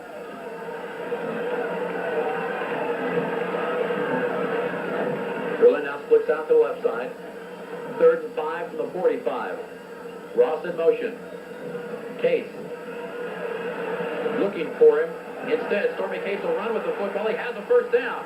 Down the sideline, down and out of bounds at the 25, pushed out at the kicker's net, and I believe Stormy thought he was hit a little out of bounds. It'll be Jay Crouch and Henry Stewart. He felt like he was mistreated somewhat, but Tell you what, this is a hard-hitting ball game. For another great block right there, and another great block right there, and you know, just some great blocking going on. 21-yard pickup for Stormy Case gives his team a first down at the 24 with 1:15, and the Panthers getting into field goal range or touchdown range. Case looking downfield, has Tony Daniels open, can't get the ball to him. Instead, he tried to throw it to Parrott. Well, Daniels saying he had a field in front of him. He is running to his right, or to his left, I mean, and trying to throw back to the right. It's very tough to do, and he never gets a chance to square up his shoulders.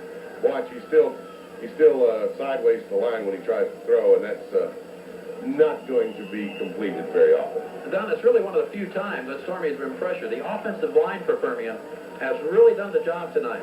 Well, and they're doing it against a very, very good, big, tough line from Midland Lee. And the Rebels are mounting their defensive effort again. Case pumps once. Looking to Wagner. It's intercepted. Brought down by Jake Kraus. Wagner made a move down the sideline. Kraus stayed at home and picks it off.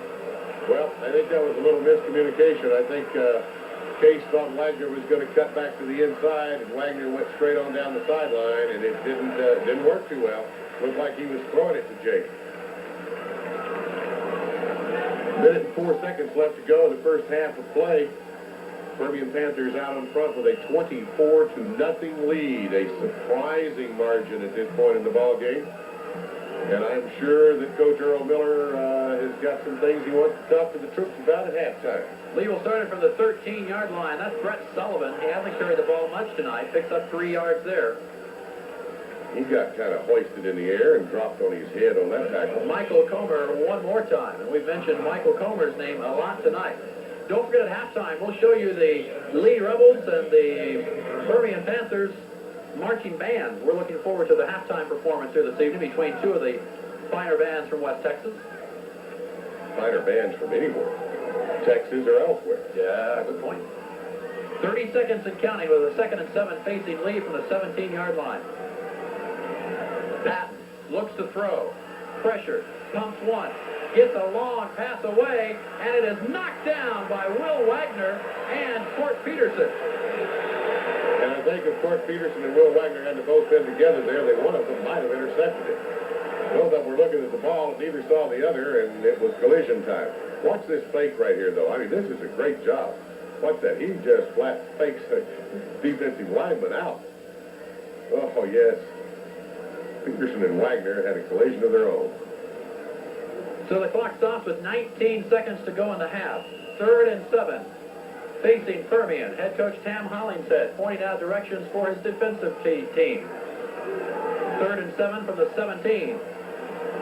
Jimmy Patton, the wishbone behind him. Patton keeps it on the option.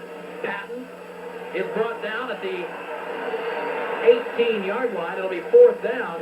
The clock continues to run. Sam Brooks and Jerry Sims making the stop. And it looks like that'll be the last play of the first half. A first half that has belonged to the Permian Panthers. It's halftime in the 1991 Permian Lee football game, and the Panthers are in control. Permian leads it 24-0. Stay tuned for our halftime report. This is a Super 7 Sports production.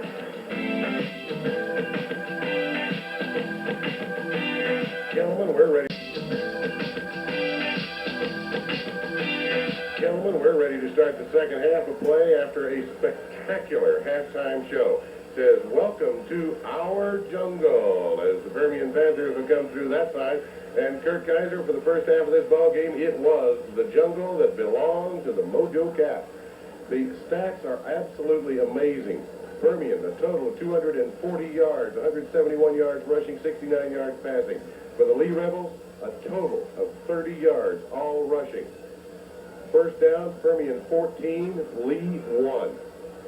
In the number of plays run, Permian controlled the ball game. They ran 39 plays to 19 plays for the Lee Rebels in the first half of play. Those are the kinds of stats that add up to a huge advantage for Permian on the scoreboard, a 24-0 count. We've got a second half coming up. I don't know what Coach Earl Miller said in that locker room at the halftime, but I would imagine that the Lee Rebels are going to have some renewed determination as they come out on the field. They say neutralize mojo, or neuterize mojo, neutralize. That's what he says. I was trying to read it there. It's hard to read. Either one of those is interesting, yeah. Yeah, well, anyway, they want to neutralize things. It says mojo, well, they certainly had all the mojo they wanted in the first half of play. And here come the Rebels. Putting down the scoring for the first half, which is going to be all Permian as the Panthers have the 24-0 lead. The teams opened the game, neither team able to pick up a first down in their first series. But Permian, when they got the football the second time, put it in the end zone on a 9-play, 77-yard drive. Malcolm Hamilton was carried the ball across, that is, for the touchdown from 1 yard out. Two big runs, one by John Williams and a pass play as well in there as Stormy Case got the ball to Kendrick Parrott. And Permian had an early 6-0 lead. They missed the extra point to keep it 6-0. Shane Wells' 44-yard field goal late in the first quarter made it 9-0. Then Permian capitalized on the first turnover of the ball game. They recovered a fumble at the 17-yard line, and 3 plays took it in. The pass play from Stormy Case to Will Wagner, and Permian was in control there with just 14 seconds left to go in the first half of play. Permian scored again in the second quarter. Malcolm Hamilton, another 1-yard run. The 2-point conversion this time on the pass to Will Wagner. And that's where we stand right now at 24-0. Lee with an interception late in the first half to stop a potential drive. And you see Stormy Case warming up on the sidelines right there with Stefan Molina, one of the Permian quarterbacks. Well, Kurt, Permian has it teed up. They'll be defending the south goal. Midland Lee will be receiving the ball. They'll be defending the north goal. And the Lee Rebels, their favorite way to march is to march to the south. And that's right. They have that opportunity here. You always say that the first possession of the third quarter is a crucial possession for either ball club. But for the Lee Rebels this time around, that really means something, and we're underway. There's the kick, which will be taken at the 10-yard line, fumbled inside the 10. Back come the Rebels through Keenan Henry. Henry brought down at the 12-yard line. The defensive play for the Permian Panthers made by Tyree Ephraim. Well, Tyree Ephraim was not going to be blocked on this play as he runs over and actually just runs through the blocker. There's a man here to block him. Watch this. He just runs through that block and makes the tackle, wraps him up, and puts him down. Great job. Some fired up Permian defenders right there. There comes the football. I found out that one of our Phantom cheerleaders who throws that football here is Perry Sanford. Perry is the younger brother of Chris Sanford, who played on the 88 Permian team, and he has that big arm and gets him up here to the press box. Good running room for Sherman Dedrick. Hard running. For the Rebels. Tough, hard running that time by Sherman Dedrick. And you can see the Rebels, they're a little fired up as they come out here for the third quarter of action. The important drive for them. Even this early in the second half of the ball game, almost a crucial drive. The Lee Rebels need to get some points on the scoreboard, and they need to do it right now. Michael Comer, the stop. Ball out to the 18-yard line where it's second and a long 4. The wishbone behind Jimmy Patton. Up the middle, first down running room for the Rebels as Will Wagner made the stop on Scott McLeod, who takes it up just short of the 30-yard line. Well, they've already picked up almost as many yards in the second half as they had in the whole first half of play. They are really pounding some yardage in there. 11-yard pickup for McLeod and the Rebels. There you see the cheerleader. Tatum Hubbard was not the one that threw the ball off the press box. First and 10 for the 29. Patton gives it off to Dedrick, who slashes to the 34-yard line. Two things happening here at the start of this third quarter, Kurt. The Midland Lee offensive line has decided they're going to take control of that line of scrimmage, which they have done so far in this drive. The second arm is the Midland Lee backs are simply running much harder than they did in the first half. Brian Tucker the stop after a 5-yard pickup. 2nd and 5 Rebels from their own 34-yard line. And that's Brett Sullivan, who goes across the 35 to the 37-yard line. Going to set up a third down and short. About 2 yards to go. Sam Brooks and Ephraim Marino on the stop. Tough, hard running. It's a great block being thrown. by that Midland Lee line. That Midland Lee line led by Casey Jones, the center. He is All-State, high school All-American in most people's minds already this year. 3rd and 2 from the 37. Patton hands it off, but the Panther defense is there to stop Dedrick in his tracks. And that was Daniels. Tony Daniels the stop for Permian. Tony Daniels made a big play that time, and he's a little fired up about it. But he does a great job from his defensive end slot, as he just shut that one down before it could ever get started. So Permian surrenders the 1 first down, but then they stop the Rebels, and Darrell Lucas is on to punt once again. Will Wagner drops deep for Permian, about his own 30-yard line. Lucas has had a good night punting, but he's punted too often for the Rebels. They would like to move the ball a little bit more. Fair catch called for and taken by Will Wagner at the 29-yard line. So the Permian offense comes out there for the first time in the second half. 9 minutes, 18 seconds left to go in the third quarter. Well, now it's crucial that the Midland Lee defense hold Permian and get that ball back to their offense as quickly as possible. A long Permian drive, which they were able to do in the first half, is something that Lee can little afford in the second half of play. Permian leading this ball game by a score of 24-0, and you say that's a big lead, but let me tell you, having watched these contests over the years, that's not enough to make you feel comfortable. Kendrick Parrott wide right, Jared Bergen wide left. Hamilton and Ross behind Stormy Case. The pitch comes back to Timmy Ross. Ross gets one block, trying to go outside, cuts up the middle. Ross is at midfield. Ross in a race to the end zone inside the 20, and he is tripped up and down at the 6-yard line. Michael Bracken saved the 6 points, but a big gainer for Timmy Ross. Oh, Lordy. Watch this, folks. This is some great running. Timmy Ross gets a great block right there, does a great job of faking out a man there, and then it's just off to the races time, and he just couldn't run quite as fast as Bracken. Watch him. He just grabs the toe. A 65-yard pickup for Timmy Ross, and it's 1st and goal Permian. The big play, Panther offense strikes again. Case up the middle to Malcolm Hamilton. Tough yards up the middle that time, and he picks up about 3 yards. Some good blocking by the Permian offensive front this time.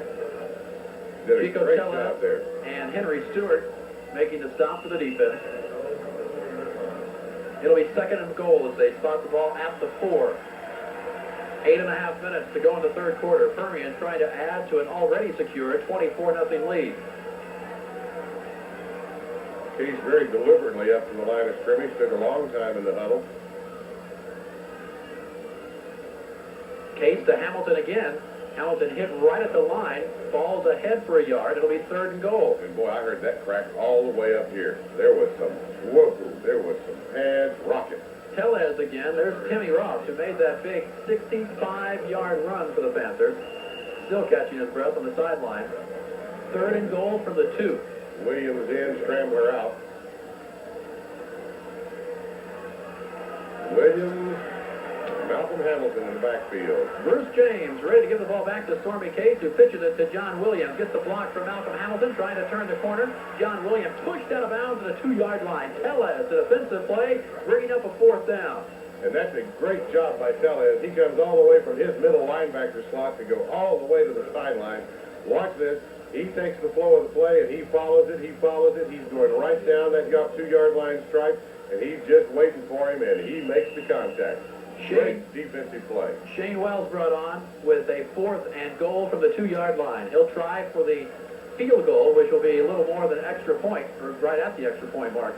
Except that it's off to one side, and it's the bad side for a, on the hash mark, for a right-footed kicker. It's a little tough from over there. 20-yard field goal attempt. Case to hold. Snap back, ball down. The kick is up, and it's good. With 7 minutes and 38, or make that 28 seconds to go in the third quarter, Permian has extended their halftime lead. It's now 27-0.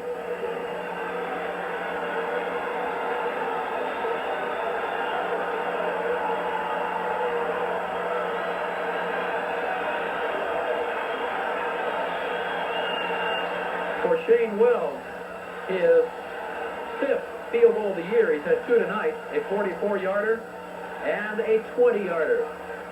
Well, the Mojo side of the stadium is getting cranked up pretty loud down here below us.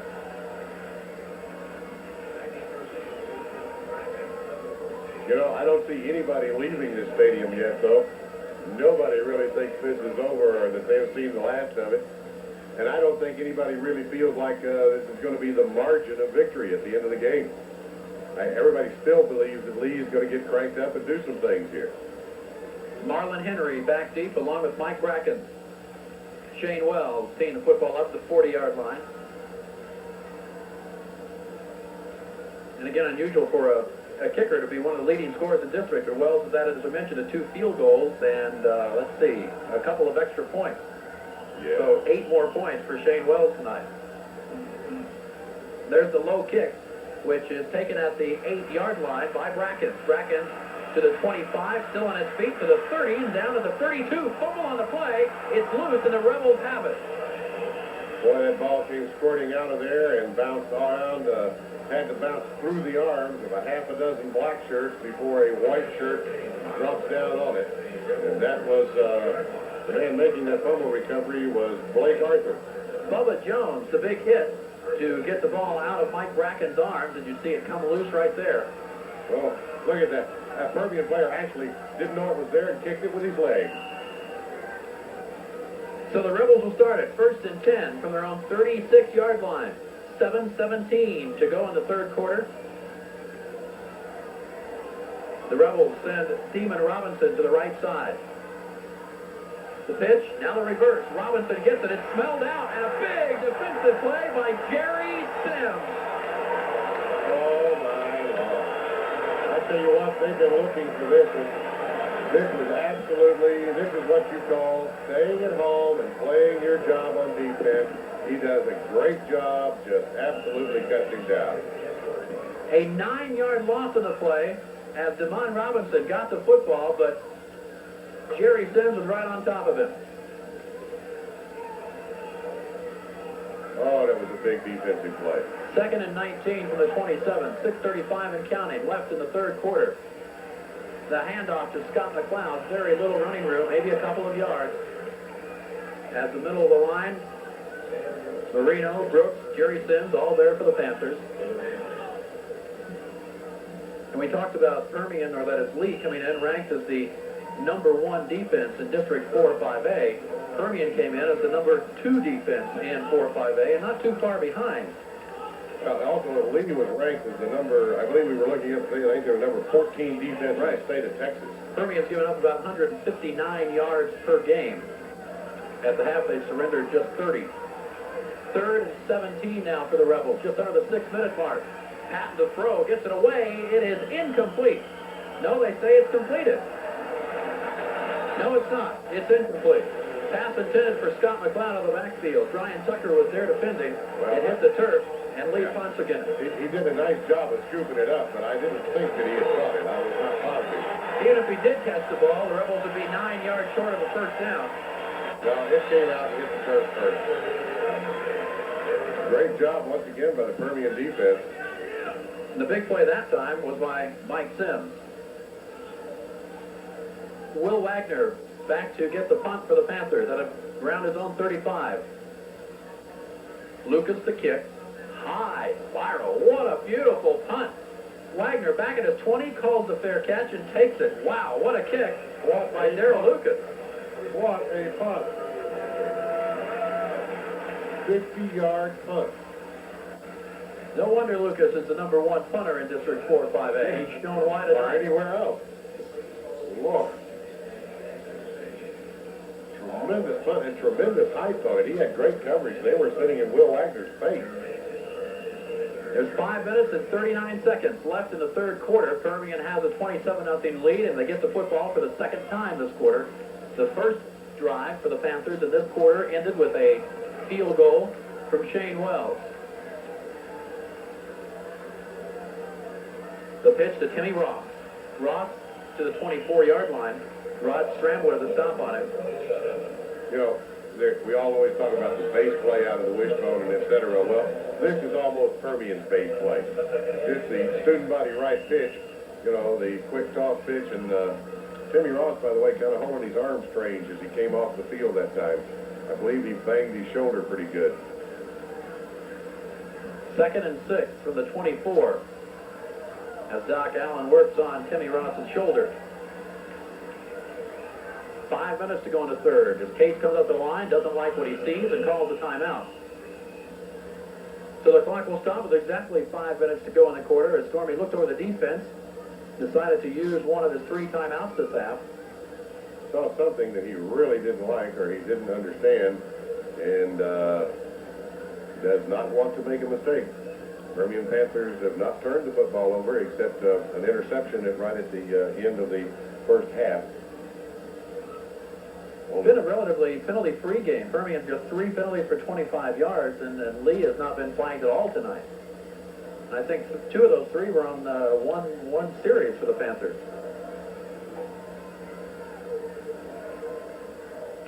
It's been well played, and as we mentioned, and continue to mention, hard hitting. That's something I think goes along with any Lee Permian game. Well, any game played in West Texas on any Friday night. I mean, the West Texas football team's known, they may not have all the talent some of the people have in other parts of the world, but I'll guarantee you, they will get with you. 2nd and 6 from the 24. Case to Bergen. Oh, Bergen had lots of room to go that time, but he just could not keep his feet. That was a little wingback reverse, a very seldom used play in the Permian offense. It's seldom that the wingback carries the ball, but it's just a little wingback reverse coming back against the flow, kind of a counter play. James Ward tripped him up, and then Nathan Lambert puts the final clamp on it. 3-yard pickup. It'll be 3rd and 3 Permian from the 27. 4.5 minutes to go in the third quarter as Parrott goes wide to the right side.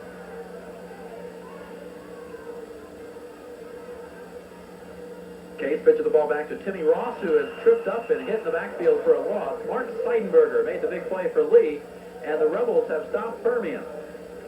Well, that's what their defense has to do. They have to be able to stop them, get them back off the field, and get their offense out there. This is only the second punt, I believe, for Permian in the ballgame. Maybe 3, 2 or 3. Yeah, not very many. So Shane Wells, who has accounted for 8 points on the scoreboard, will get the kick away from about his own 15-yard line. Good snap. And a nice spiral by Wells. Back to the 27-yard line. That's Henry Stewart. Hemmed in and down. Was he hit? Oh. Making the stop was Bruce James along with Mike Boyer. And what a stick. You see Bruce James coming to the sidelines now. Boy, I mean, to tell you, this is what they call handing you your head on a platter. Oh, watch this. He gets hit right here, right. Oh, whoa, yes. Whoa, yes. Oh. And Bruce charged him from 5 yards away and made the hit. 1st and 10 from the 35-yard line. Fumble on the play. I believe the Rebels go back to fall on it as Brett Sullivan was right there. Sam Brooks made the big hit for the Panthers. So a loss on the play. Line of scrimmage was the 35. That'll push it back to the 32. 2nd and 13 as we come down to the 3-minute mark. K.C. Jones, 230-pound center, gives it to Jimmy Patton. Ball handed off to Sherman Dedrick. The junior running back for the Rebels takes it up to the 40-yard line before Tony Perez puts him down. About an 8-yard pickup on the play. Good, hard running. And some great blocking. Watch that block by Jones in the middle of that line. Boy, I mean, Jones buried whoever it was across from him. 3rd and 5 from the 40.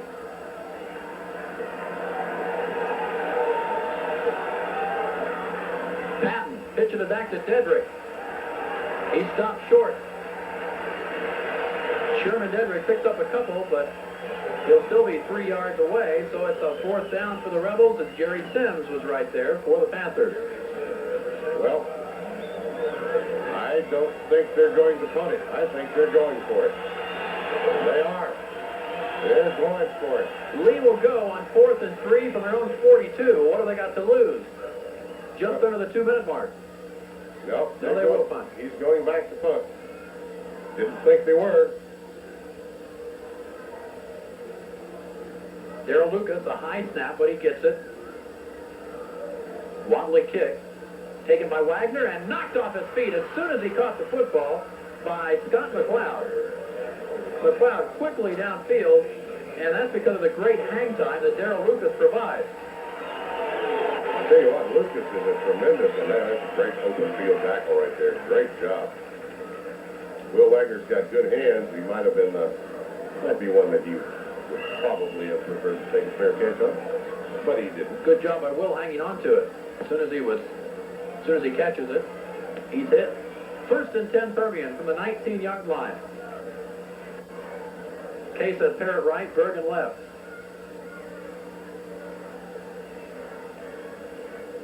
The pitch to Timmy Ross around 1 block. At the 20 to the 24 before he is sandwiched by the Rebels. Nathan Lambert, Rod Strambler. 130 pounds of Timmy Ross got sandwiched by a good 400 or 500 pounds of Lee Rebels this time. 6-yard pickup for Ross. There's a 1, 2, 3. Oh, yeah. Timmy's had a big night. The one long run, Timmy over 100? No. What was it? He's 7 away? 8 away? 93 yards. Okay. 93 yards. That's Malcolm Hamilton, who picks up the 1st down across the 30 to the 32. Henry Stewart on the tackle for the Rebels. So a 1st down carry for Hamilton. As Permian has really spread it out pretty well tonight. John Williams, Malcolm Hamilton, Timmy Ross have all had good nights. Less than a minute to play in the 3rd quarter. Ross with 93 yards and Williams with 87 yards. Both of them well up in the individual stats department. 1st and 10 Permian from their own 33. Case to Malcolm Hamilton. Hamilton trying to go outside. Will go to the 39-yard line. So a good pickup on 1st down as Henry Stewart makes the tackle for the Lee Rebels.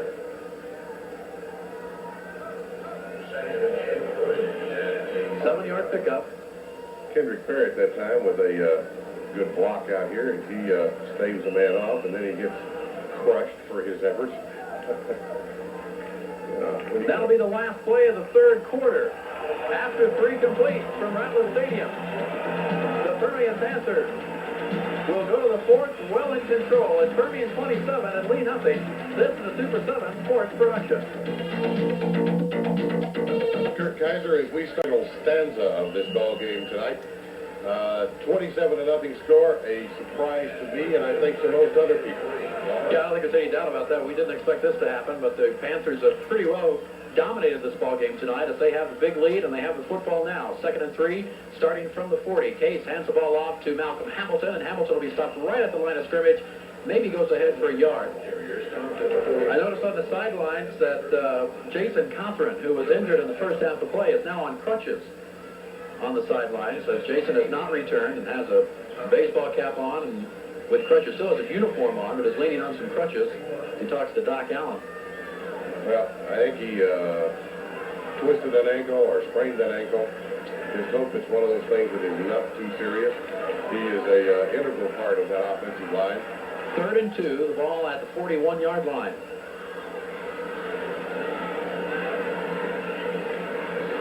Case looks to throw, looking for Parrott. It is complete to the 45. That'll be a 1st down as they mark his forward progress. Jake Crouch with the stop. They'll put it about the 44, but still good enough for the 1st down. Jake Crouch gave him a little bit of soft coverage that time, and he caught the pass, but he came up on that coverage in a hurry after he catches the ball. You know, he gave him about a 2-yard pad, which is enough to complete the pass, but good stick after he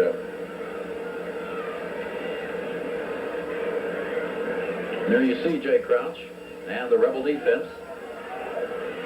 Permian has it 1st and 10 from their own 44. Parrott is wide to the left side now. Splitting out to the left is Bergen. Case to Hamilton. Hamilton looking outside, a flag on the play as Hamilton takes it across the 50. Looks like it'll be a clip against Permian. We'll check out the wide receiver, I think, that time came back in, made an illegal block.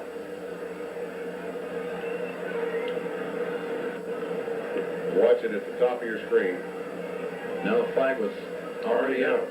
Maybe an illegal motion penalty then at that point. What's the indication against the Panthers? Back. It's going to be a repeat of 1st down.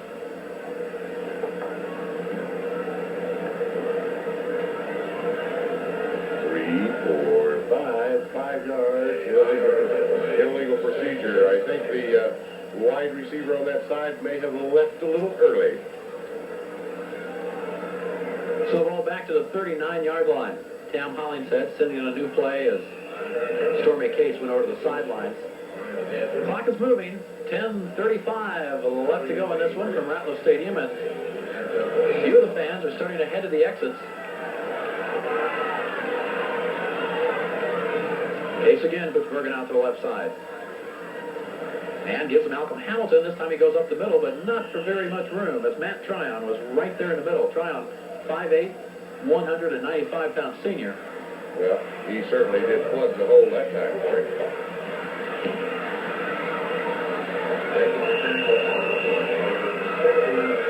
Clock continues to move, and Permian has a 2nd and 13.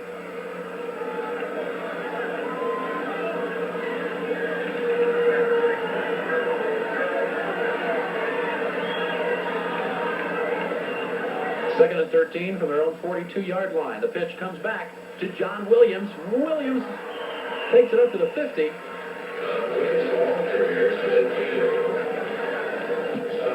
Well, Kurt Kaiser, with 9 minutes and 31 seconds left to go in the ball game, it is rapidly becoming apparent that this is going to rack up as a win, I think, for the Permian Panthers. The defense for Permian tonight has been outstanding, and the offense continues to be able to grind out some yardage. 3rd and 4. The ball right at the 50. Pitch to Williams. Gets a nice block from Hamilton. And is brought down short of a 1st down, though. Rod Strambler with the stop, and along with Nathan Lambert. And boy, I mean, he's just short of the 1st down. It's going to be a 4th down and about 1, but Permian will bring the punting team out.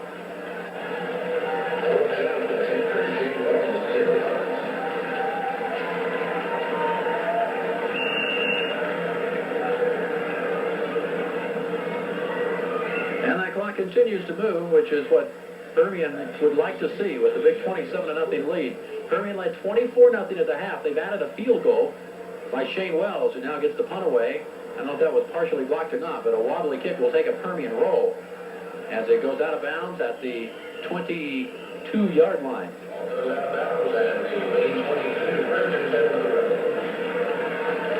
So Lee will start it with 8 minutes and 18 seconds left in the game. 1st and 10 from their own 22.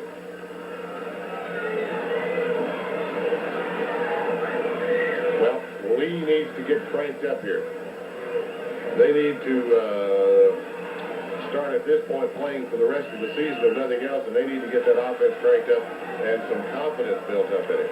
They were able to move the ball a little better here in the 2nd half. A fumble on the play. Permian has it as Will Wagner is inside the 10, and that's a mojo touchdown for Will Wagner. Tony Perez made the hit, and Will Wagner picked it up and takes it in. Watch it real close here. I really thought that Will Wagner stepped out of bounds, but he may not have. There's the ball out and loose. Wagner picks it up right there. Come back and let's take another look at that if we can on the slow-mo replay. It's a touchdown. There was a delay, but now the officials do make the signal. Let's watch it one more time here. If we can bring it out real slow. The official right there on the line. Right there on the line behind you. Watch it one more time. That step right there, well, I guess maybe he isn't. Boy, it's close. It's awfully close. So the official was right there beside it and said he stayed in. So Permian increases their lead. Shane Wells tries for the point after out of a stormy case hole, and it's good. No, it's not. It's off to the right side. It looked good, but it was wide to the right. That's two he's missed tonight. Two tonight. That's because I did the story on Shane earlier this week and jinxed him. You're not going to be welcome No. anymore. Well, at this point, 33-0 lead, 8 minutes, 17 seconds left to go in the ball game.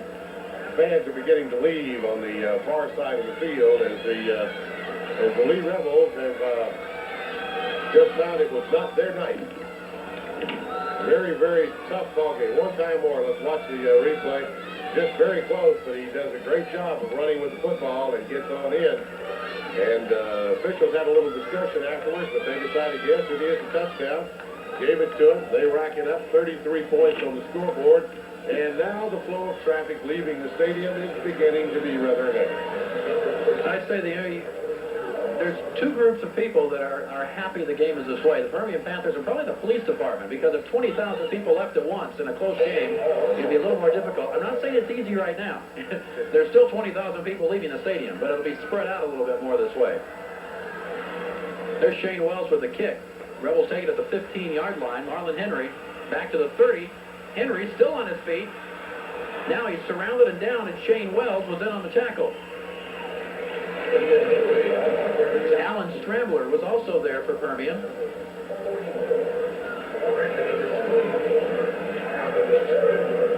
Well, the last time that I remember anything like this was two armies faced off over in the Middle East earlier this year, and I think Tam Hollingshead tonight's playing the part of Schwarzkopf. Yeah, you'd have to say a decisive and dominating victory for the Panthers. As Patton hands the ball off, Michael Comer, middle linebacker, makes a stop. Comer has certainly had his share of big plays tonight. Boy, there are a lot of Permian Panthers have had their share of big plays tonight. They have really done a job. But I want to tell you something. I have still seen some of the best offensive linemen that I have seen all year long wearing white tonight. I mean, their offensive line at Midland Lee, they have got some real hosses in there. 2nd and 6 from the 34. The ball is loose. It's on the carpet, and it's still loose. Wagner picks it up. Will Wagner has the ball one more time, and he's trying to go down the sidelines. He will go down at the 47-yard line, and that's the second turnover in a matter of moments.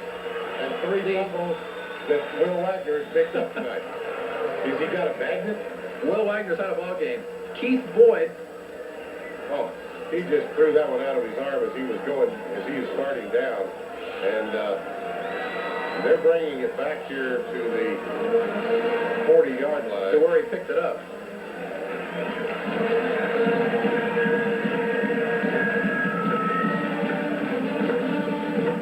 I'm not sure what the call is there. Okay, they say he stepped out of bounds, and that's where they'll start At it. the far sideline. Okay. We'll go for that. Yeah. Ace Spotter Speed Shot picked that up for us, and our truck picked it up for us. They're all signaling to us, and finally somebody whispered sweet nothings in our ear. Well, wait a minute, now they're coming back down the other way. I don't know. There's 7 minutes and 21 seconds to go in the ball game. Now explain to me what we're doing. We're now down at the 40-yard line, the other end of the field. Huh. It looks like the Lee offense is coming back out. That's what's happening. I don't know why. They're giving the ball back to Lee on the... See, line of script, Lee had it 2nd and 6 from the 34. That's where they're going back to. Like the play never occurred. Well, you got me on this one.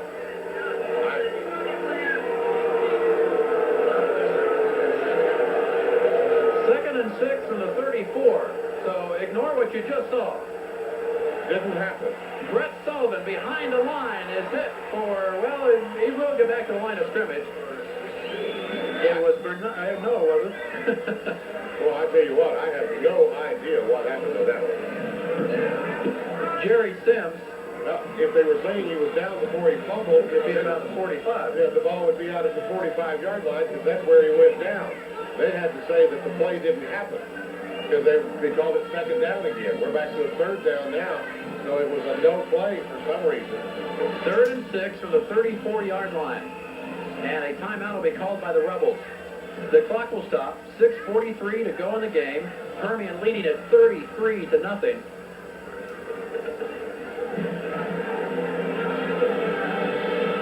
And there'll be 2 timeouts remaining for both teams. Don't forget, right after the game, we'll be headed down to the sidelines, and we'll be talking it over with our offensive and defensive players of the night. Coach Hollingshead's got his defensive secondary around him. He wants to talk to them. Here, let's watch this play one more time here. The fumble occurred on. See, it starts on the 34. He comes out and across. He is down at just short of the 40-yard line where he fumbles the football. And all of that went for nothing because they brought the play back, and it was a second down when that started. They brought it back to the 34. They brought it back to where the play started from, and it was still second down, so it was a no play. Something, for some reason, it was not a play. I'm not sure. 3rd and 6. Lead from their own 34. New quarterback in there for the Rebels, and he's hit and down.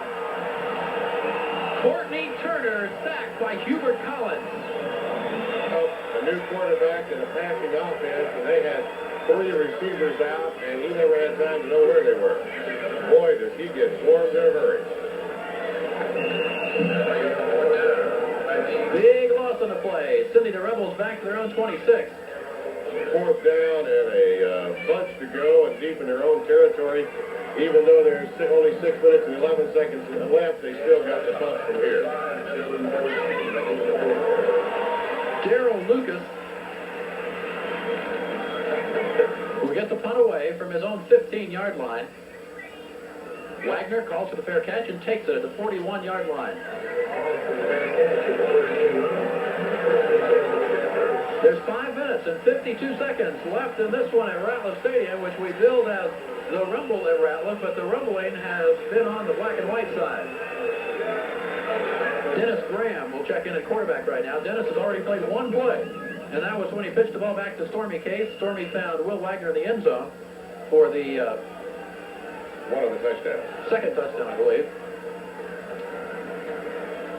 Graham gives the ball back to Alan Strambler. Strambler gets it to the 45 before he has hit, but he's not down until he gets it across the 45-yard line. Some tough running from the junior tailback, Alan Strambler.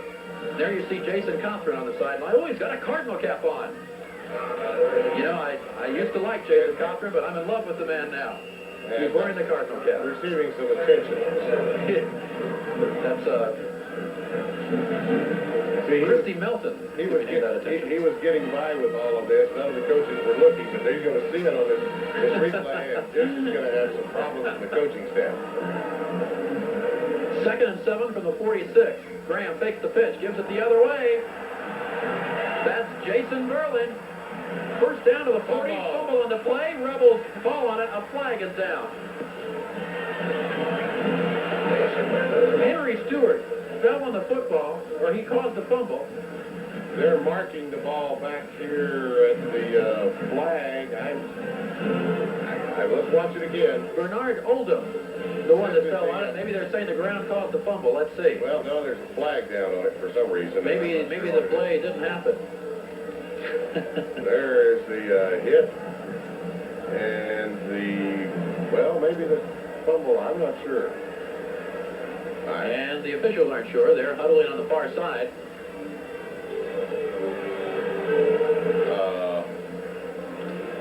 Their offense has come on. Now their offense goes off, and the Permian offense comes back. Or the Permian, I'm not sure. Face masking is the indication. Lee will have the football. Penalty will be declined. Lee gets the ball.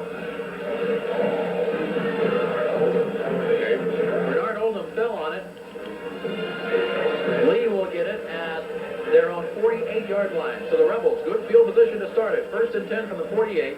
4:56 left. And one of the few questions remaining here is whether the Rebels can put some points on the board.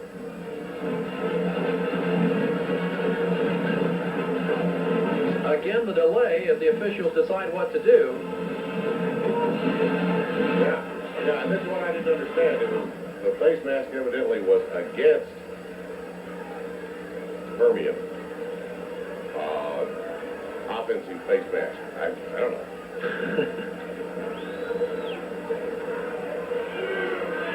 Sam Hollingshead just shakes his head and waves his hand on the sideline and says, oh, well, what the heck. 33-point lead with 4:56 to go against the arch #1 rival. They're in a good mood by that point. Whoa, great tackle out there. Great job out there. Guess who? Mike Comer. Michael Comer again. Boy, does he do a great job of an open field tackle. Just simply cuts in behind the blocking wall and wipes out the one man on the blocking wall and does a great job of tackling. 2nd and 9. Lee from the 49 with 4.5 minutes to go in the game.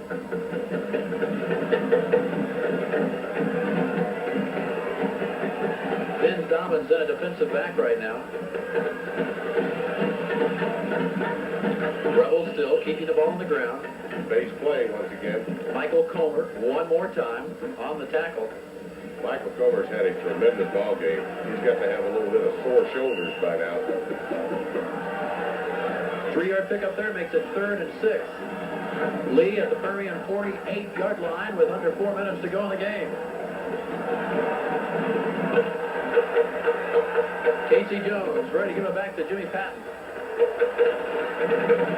Patton to throw. It's incomplete. Alan Strambler defending on the play for Permian, along with Dusty Dennis. Dusty Dennis hits it first. Alan Strambler's there to really mess it up for him. This little quick slant pattern has just not been there. They are well scouted on this. Dusty Dennis does a great job. He stuck his hand in there and knocked that ball out. Good job. Brings up another punting situation. 3 minutes, 45 seconds left to go.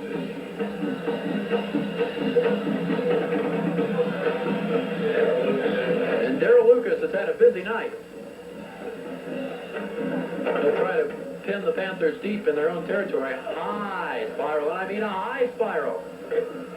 Wagner lets it go, and it goes into the end zone. Will Wagner with the decoy move right there. Calls for the fair catch, acting like he kicked it. But what hang time. The height on that kick was incredible. I mean, Mr. Lewis has got a tremendous leg. He's done a tremendous job of punting. He ought to be as good a punter as I've seen.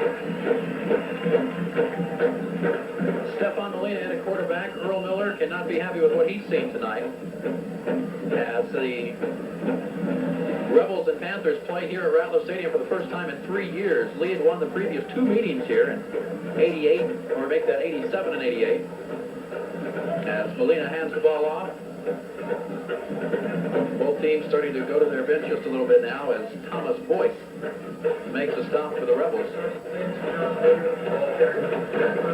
2nd and 10. No gain on the play. And we have that outstanding backup PA announcer who's now taking over the duties. Once again. He's tremendous.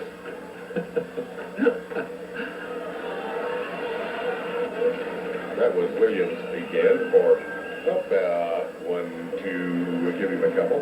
There's Michael Comer on the sidelines. He's had himself a whale of a ball game. Brett McNeil out on the stop. Mentioning the PA because I was downstairs getting a Coke, and he heard last week. What I told you about. Yeah, mentioned it. Said he was going to come up and take my job, but we locked the door, so he hasn't done that. He's grabbed the other microphone once again downstairs. 2-yard pick. It'll make it 3rd and 8. 2.5 minutes left in the ball game. Molina to the air. It is completed. First down to Jason Berlin, who takes it to the 40-yard line before Jake Crouch and Rod Strambler combine for the Rebels to stop it. So a completion for Molina.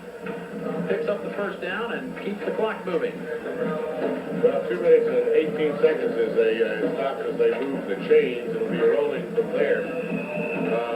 that was a possession-type pass and did it very, very well. Picked up about 10 yards after he caught the ball. And that first down will provide the Panthers with a chance to just about run the clock out. With 2 minutes to go, it's up to the line right here. That's Bubba Jones. Another first down. That'll definitely provide him with the time to run the clock out. Jones has it at the 50.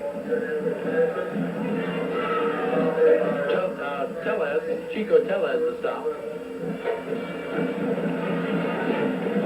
Ball be spotted right at the 50-yard line.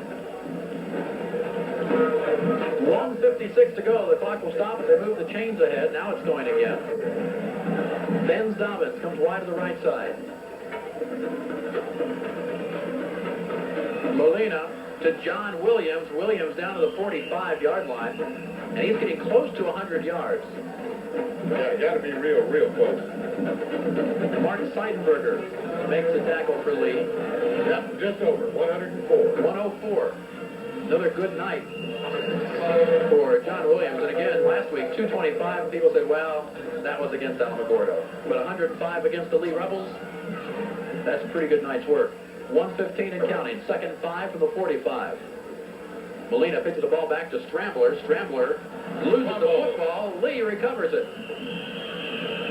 Matt Tryon fell on the ball in, no, it's not in Permian territory, but it's close. It's at the 48-yard line. There's 1:07 left for the Rebels to try to break the shutout. All right, this is a lot of the second-team defense in there right now. And they're getting a lot of encouragement for the first-team defense on the sideline. Yeah. Telling them, hey, guys, you know. You know what this rivalry's like, and that shutout is something that the defense really would like to see. Permian's defense has given up just 15 points all year long. Patton to throw, looking downfield, puts it up, and it's completed. The pass to Demond Robinson. Alan Strambler pushing Robinson out of bounds, and the clock stops with exactly 1 minute to go. Scrambler was a little bit out of position on that, and his position coach had a hold of his shoulders immediately, saying, now, son, here's what you should have done on that. The coaching never ceases.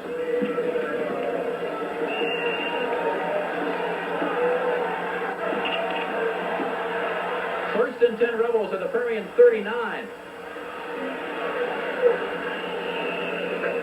And that's Scott McLeod who takes it inside the 35-yard line. 49 seconds left in the ball game. Our score is 33-0. Kurt, this may well be one of the better Permian teams that has come out in the history of the school, and that's saying a lot because there have been some very, very good ones. But this group of young men are playing extremely well so far this year. 25 seconds to go. The Permian crowd urging defense on, trying to stop them as Brett Sullivan gets the ball. He will pick up a first down, so the clock stops and moves the chains ahead. Lee may get one more play away. Ray Anderson to stop for the Panthers. 18 seconds left in the ball game. They've got the ball down to the 27-yard line, 28-yard line. I think this is the best penetration on the night for Lee. Certainly is. This clock will not only stop, but a timeout will be called for by the Rebels, and they have one timeout remaining.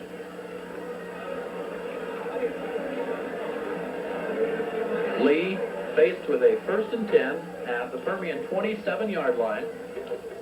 During the timeout, the Permian coach is calling the whole defensive unit over the sideline to give them a little talk. They've got to, they're being told by their coaches exactly what to do and how to play it here, and there's one, maybe two plays left in the ball game. They sure do want to preserve their shutout.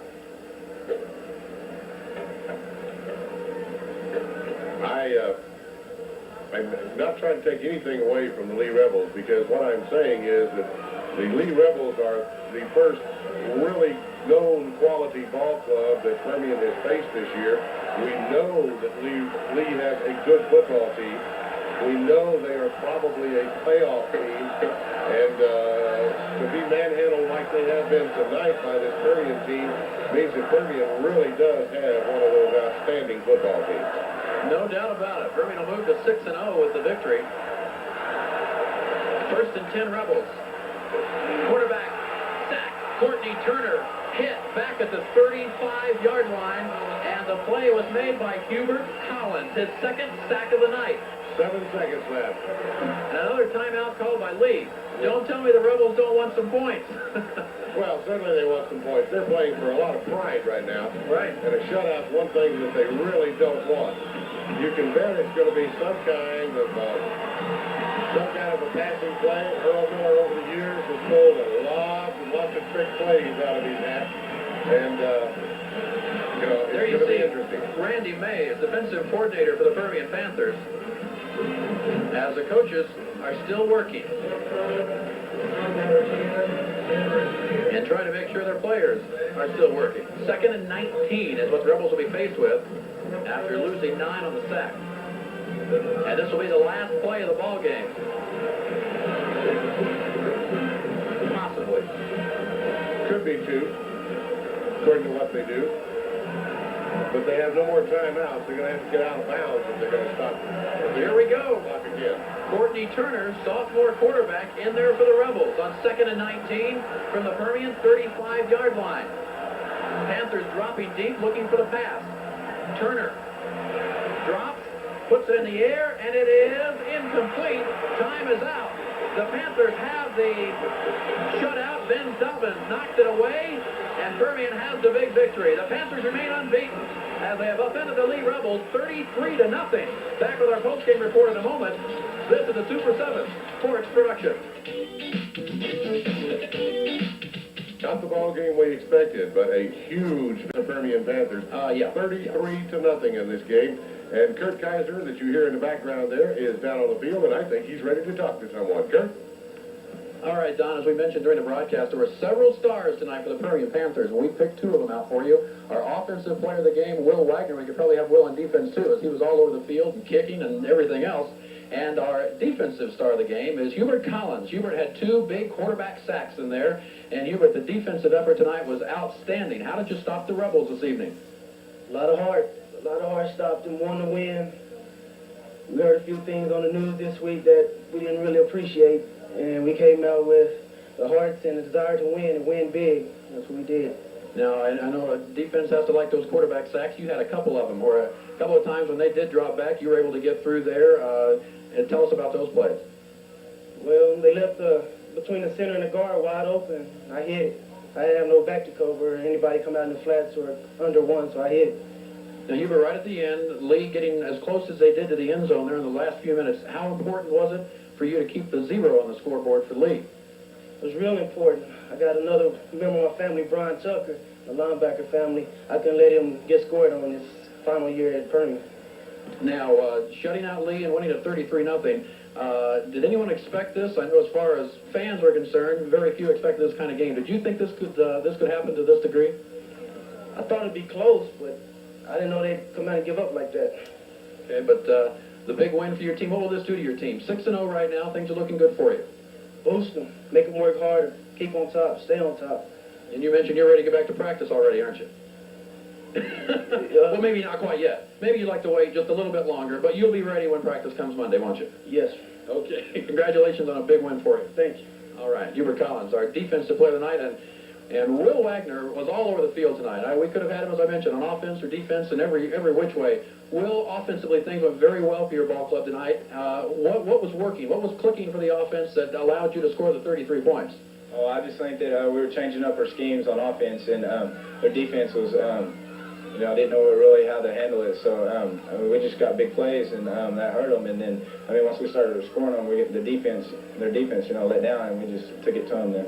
Now you put some different wrinkles in the offense. You put Stormy in the backfield.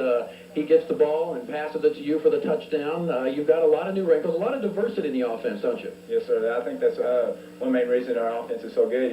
We have to keep defense on the toes, and if they're not ready for us, we're going to big play them, score them.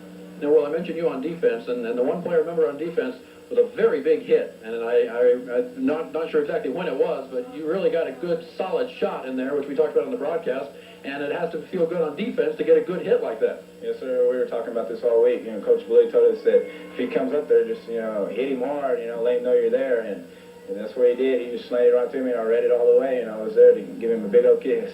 And then about kicking. You have very good return, set up a touchdown for you. Tell us about that one punt return, which set up the score for the team later on. Well, we just had a return left, and I tried to go right, but then it was closed up, and I just had good blocking on the outside, and I just turned it up, and I mean, our defense just blocked good on that punt return, and I mean, if it wasn't for them, I wouldn't have got any yards.